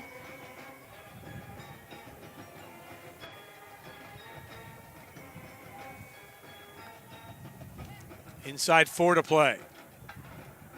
And finally, it's given to somebody different. That's Joe Capabianco, and he gets down to the 10. He'll bring up a fourth down. I thought for sure they were going to give fake to Capabianco and give it to Tyler Roan back up the middle. Yeah, and Matt, I was going to ask you this question. Your fourth down, do you use this time for Bugby? Bugby could kick, so it's not like it's a new kicker or anything like that you have to. All right, let's see if he can kick as we get ready for the postseason. But do you utilize that and say, you know what, you haven't kicked in a while, let's kick a field goal? I'm going to say, I think if I'm Coach Falzone, I'm kicking the field goal right now. I think you give Matt Bugby and give the field goal team the chance. And I'm not saying that because I see Matt Bugby untying his shoe as you were finishing that question. Oh, he is. So timeout. So here's the shoe swap. Yeah, so you know they're going for it. Timeout brought to you by MC Financial and New York Life, your insurance professional. Get answers to pressing insurance questions about individual health care, Medicare supplement, life and disability insurance now. And let our professionals customize the right plans for you, your family, or business. Quality advice with no obligations. Call 610-616-4430. That's 610-616-4430. MC Financial and New York Life, your insurance professionals. So you just probably heard that one from the PA announcer. Whitehall Northampton with a barn burner, 36-35 for Whitehall. Again, Whitehall is in that classification. They'll probably end up getting the 2 seed. But then they'll probably, if that's the case, they would host a Southern Lehigh instead of going to Southern Lehigh. So that would be a big difference. Again, nothing's official at this point, and I can never figure out those power. How were you when you were coaching? Did you know it? Were you good? Were you I tried it you're one a math time. guy, though, It doesn't aren't you? matter. I tried it one time, but it went into, okay, did the team you beat, what did they do 3 weeks ago? Yeah, right. Come on. Go back to the 10 points for a power win and just 100 points for in your division and go from there. Someone may have jumped. Not sure where that was from, though. It's going to be a 26-yard field goal, but now we'll see. A squared plus B squared equals C squared. What were you doing? We got that. I can do that. Okay. I'll be working on that with my students in a few months. There's a lot of movement. Some from Easton, some from Nazareth. So did Easton go into the neutral zone? Encroachment, defense, 5-yard penalty, remains 4th down. So 4th now, down. does this change your mindset if you're Coach Falzone? Well, if it does, you got to take your shoe back off. He does have to take his shoe back. Or can he just play with that shoe, the kicking shoe? No, he's going to kick it anyway. So it's going to be 21. And mark that. All right, so I'm going to mark this one as a 22-yard field goal for Bugby. And that one is up, and that is good. Right down the middle, too, just as you draw it up.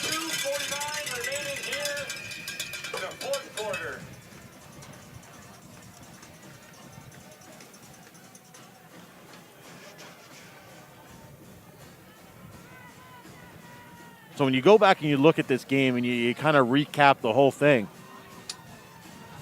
Matt Bugby has been pretty much a part of everything.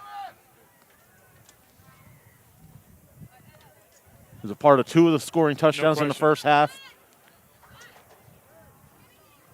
Part of some big plays to put him in position to score again in the second half, and then kicking the extra point.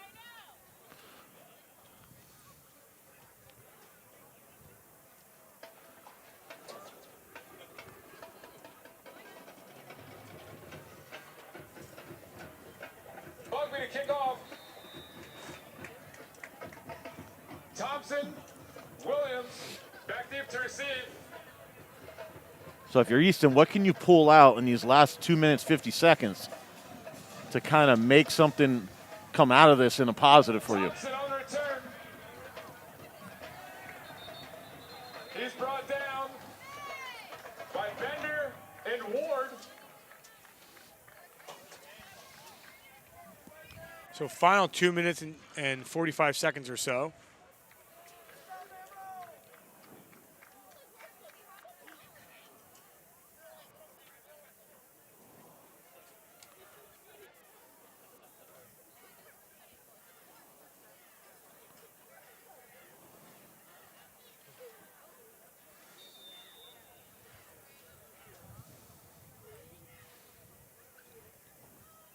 So the Easton offense will come back out on the field now, 2:42 left.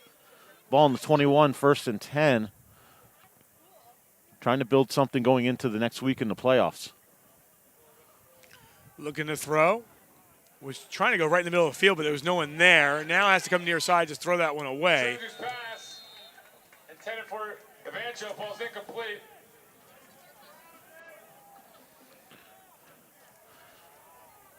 Trains was able to elude pressure initially, but then just trying to get the ball out before getting sacked, and he's able to do that to bring up 2nd and 10.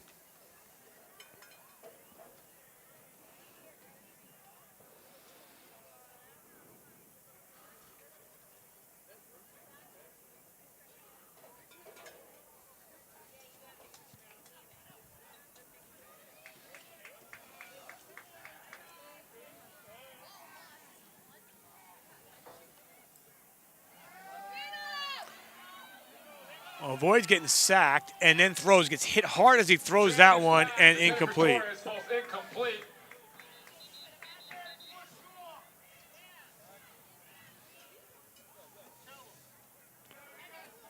Looks like we have a penalty against Easton on this play. Ineligible receiver downfield.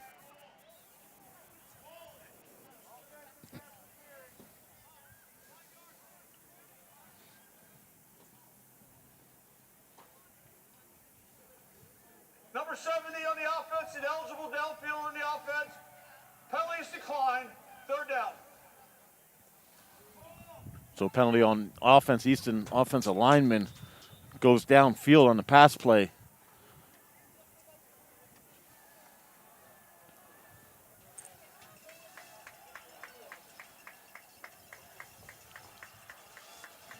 (38-21). 3rd down, a little floater, and that is complete. And moving upfield across the 30, and good enough for a 1st down. And it's Williams once again on the reception. Again, the big story, if you're just joining us here on D11sports.com, is on the far sideline is Naji Adams is on crutches and left the game in the 1st quarter.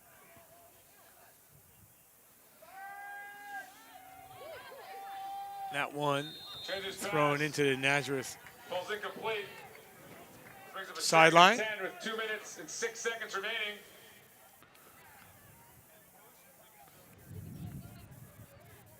And again, as you say that, Al, with Naji Adams going out, I don't want to discredit what Nazareth's been able to do offensively and defensively tonight. Naji Adams went out with an injury where the Nazareth defense was playing fast. They were getting to the ball, they were making tackles, and not giving up any free space. You hope and pray nothing serious for Naji Adams, and he's able to come back, whether it's this year or not, but able to come back and play. Yeah, no question about that. And another whistle. Matt, about the 11:40 mark, 11:30 mark of this quarter, you said the temperature went down about 20 degrees or whatever it was. I think when I just said that, I think it went down another 20. Oh, easily. This by far is – I'm wondering – I could be wrong. I'm pretty sure I am going to be wrong because I'm usually wrong. Well, yeah, it's not going to be because February we had some cold days, But everybody was inside. It's different. When COVID came, no one was outside February, March. Exactly. A little bit different. Timeout brought to you by MC Financial and New York Life, your insurance professional. Get answers to pressing insurance questions about individual health care, Medicare supplement, life, and disability insurance now. And let our professionals customize the right plans for you, your family, or business. Quality advice with no obligations. Call 610-616-4430. That's 610-616-4430. MC Financial and New York Life, your insurance professional. We should start doing a trivia question. What do you got? I don't know. They were just had the music over there. I have trivia. Right? Dave Micah said before the game Go ahead. that Nazareth has not beaten Easton back-to-back in a long time. I'd like to know who the head coaches were at that time. Transi's pass Good question. is complete to Nino Rizzolino. I don't know the answer to that, but I can give you a little trivia. Okay. And I will give it to you now. All right. If I could see it.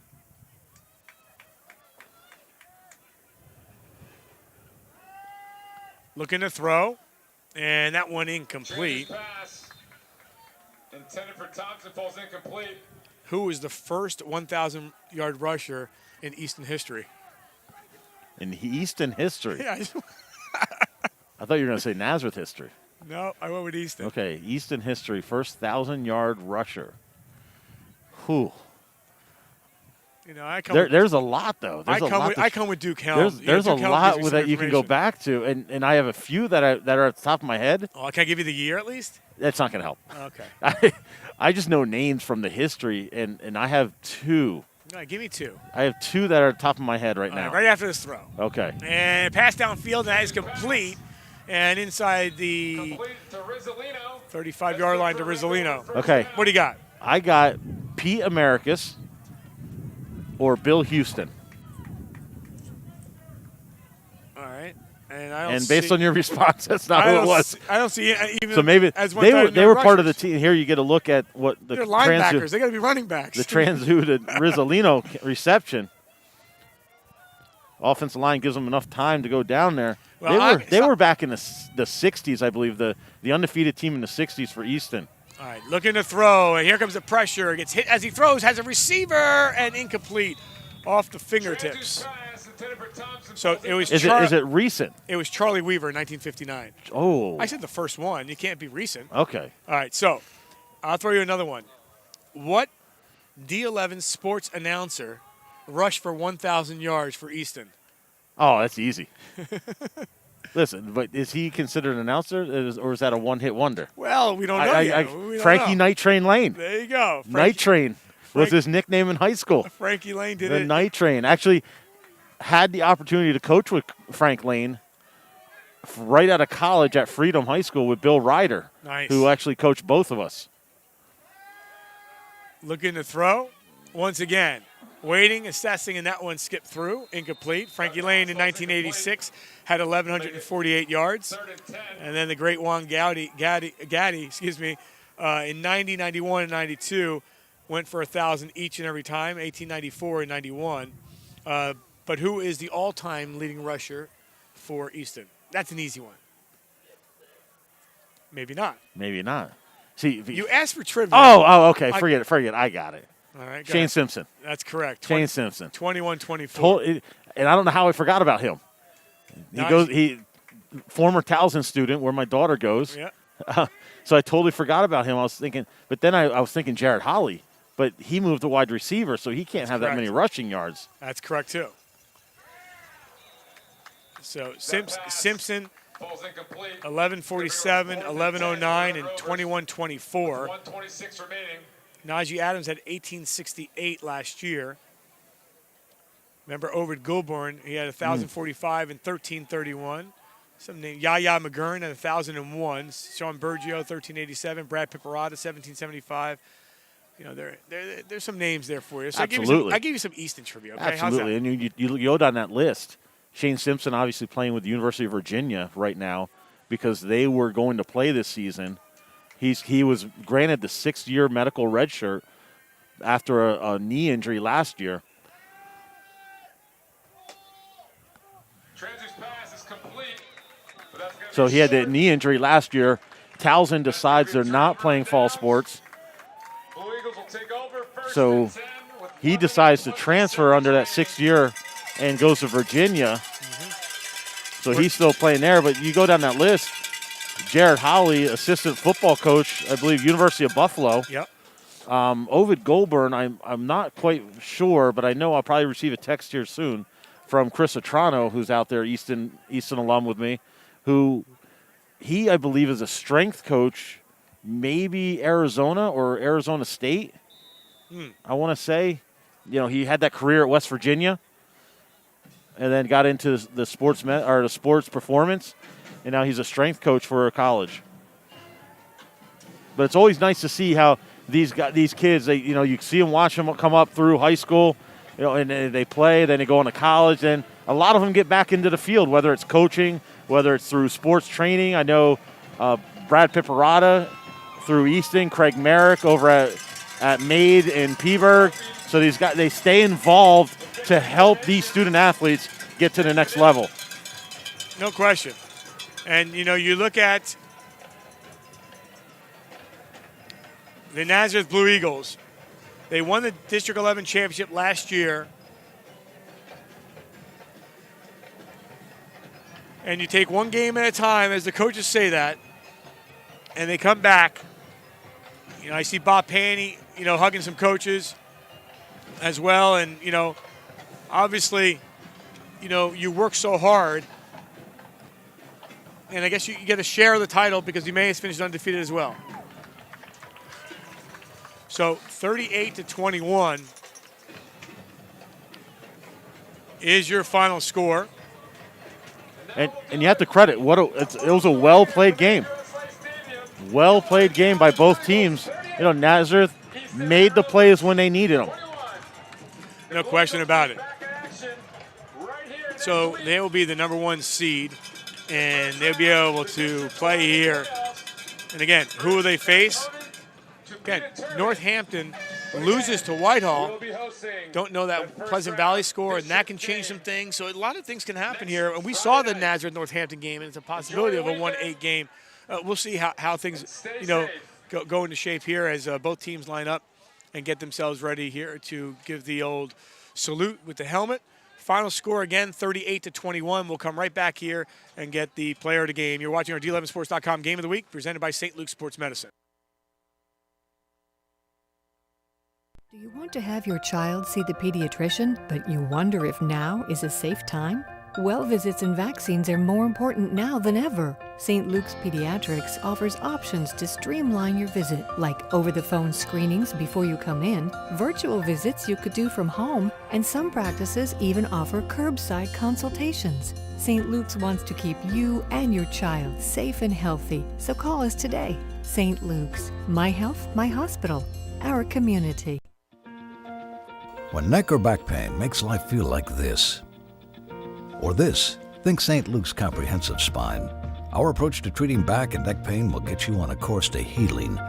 Most back and neck pain can be resolved through physical therapy, and when it can't, St. Luke's Comprehensive Spine offers a full spectrum of specialty services. So when back or neck pain makes life feel like this, think St. Luke's Comprehensive Spine. We've got your back, and neck, and spine.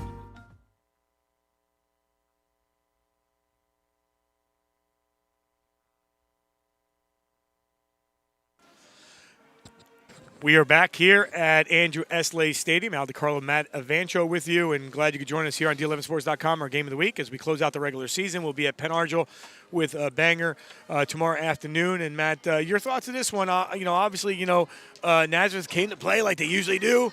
They're enjoying the moment right now. They know it. It was a homecoming win for them. They go undefeated. At the same time as they go undefeated, they get themselves and they win the division. Emmaus wins earlier tonight as well, so they share the division title. And your thoughts of how this finished up? I think it's indicative of what Nazareth's done all season long. They really haven't gone and really just taken games over and just wiped teams up. They've had the battle, and that's a testament to them. They've been battle tested, and they were able to continue to just grind and grind and grind. And we talked to Coach Falzone before the game, and he mentioned it. These kids are tired. They're beaten up. They're exhausted. This 5-game stretch through the Northampton division has really battled them and put them in a position where they're not dinged up, but they're feeling the toll of those 5 weeks. And Easton on the same note. And as we talked to them before the game, the coaching staffs, this very well could be the same matchup we see next week in week 1 of the district playoffs, depending on how points change with Northampton losing to Whitehall and how those points play out. But, Easton needs to regroup. They have to go into, obviously, the coaching staff will look at this and go into next week with the idea, hey, we don't have Naji Adams. We need to develop something and continue to move forward, because no other way to say it. You have to play the game next week. Yeah, no question about it. Gianna's down on the field, and I know they're together. And let's get their thoughts of the game first, their final thoughts of the game first, and then we'll get the player of the game. They can throw it back up to us after their final thoughts, and then we'll go back down to them again and get them there. Gianna, your final thoughts before we go to the player game. I don't have any. So this was a great game. The first half was really, really intense. The 2 touchdown lead, and then it getting taken back by Easton, and then the momentum going into the halftime. I think it really helped Nazareth and it, overall just helped them win the game. Of course, there were a couple hurt on Easton, which did not help them that much, but, overall, I think it was a well-played game on both sides. No more? No. And back to you guys. All right, thanks a lot, Maggie. I said Gianna was down there. Maggie's is taking over things there as well. So great job by the ladies down there. We'll wait for Dave. I know Dave's getting thrown around in the Nazareth huddle there. And he'll bring over the player of the game in a second as a lineup for him. And Matt, we get ready for, Penn Argyl and Bangor tomorrow afternoon. Again, another playoff kind of game. And, we're excited about that as well because, you're in the final week of the regular season. Things can happen. Things can change. You can leave today and not be playing anymore tomorrow. I'll ask you this question as we say that just in case. This has been fun. It's been different. I want to thank, Bill and Sports Fan Base Network and, what they've done for us. And, we've had, a couple of issues today earlier, and we always apologize for those things. But, we're trying to deliver as best we can and bring that all to everyone. And, we hope you're enjoying everything on D11sports.com as, we're getting these students involved. And I think that's the biggest thing, getting these students involved and putting them in a position to learn, broadcasting and learn journalism and learn everything that we're doing from there. Absolutely. And we've been fortunate, again, as we said it, where our games, for the most part, they've all gone off without a hitch. We haven't had any cases with the teams that we've been broadcasting. We haven't had any issues with that. So it's just it's concerning, though, moving forward. I hate to see any problems where teams in the playoffs, teams going for a title. Yes. Now all of a sudden something happens and then their season's cut short. I know Dave and I were talking before the game, what happens Southern Columbia, 86-game winning streak. Mm-hmm. If they go into the state finals and then they have a COVID case and they have to forfeit, that counts against their record. That counts against that winning streak. That doesn't seem like it should. Right. It just doesn't seem like it should. It's not right. No. Because they didn't lose on the field. Right. And things like that happen, and we'll see. You talk about Matt Bugbee, and he was part of all the touchdowns, and right now he is getting situated and he's down on the field with our student reporters and getting ready as he's our player of the game and down the field and back to the girls. Hi, I'm Maggie Lefebvre, and I'm here with D11 Sports Athlete of the Game, Matt Bugbee. So, Matt, what are your thoughts on tonight's game? I think we had a really good first quarter for sure. We kind of stalled a little bit in the second quarter, but we came out in the second half firing off all cylinders, and then we shut them out in the fourth quarter and we got the win. Yeah. So, like you said, you guys had the 2-point lead, the 2-touchdown lead, in the first quarter. And then you guys lost it a little bit, and you gained some momentum going into the halftime. So how do you think that did really help your game? Yeah, that last touchdown right before the half was huge for us, giving us some momentum, giving us some energy to come out in the second half and then control the game from there. Yeah, and now congrats. You guys are officially undefeated for the regular season. What do you want to say about that? How do you feel? I feel good, yeah. We had a really great team last year, and we lost a lot of really good guys. But I think we did a good job reloading our team this year and taking it 6-0. All right, thank you so much for talking to me. Thanks. Back to you guys. Great job on the field, and the final score once again 38-21. We want to thank all our student reporters down on the field. They did a great job in a cold night, and I know they're cold. Dave's down there; he's cold, but I'm not worried about him. But we'll give him credit; he was down there roaming. Bill's up here, the staff from Sports Fan Base Network, and Matt Avancio saying so long for now. Final score again 38-21. And we will be back at it with Penn Argyl and Bangor on Saturday afternoon. For everyone here at D11sports.com, I'm Al DiCarlo saying so long for now. Final score once again, 38-21. Have a great night.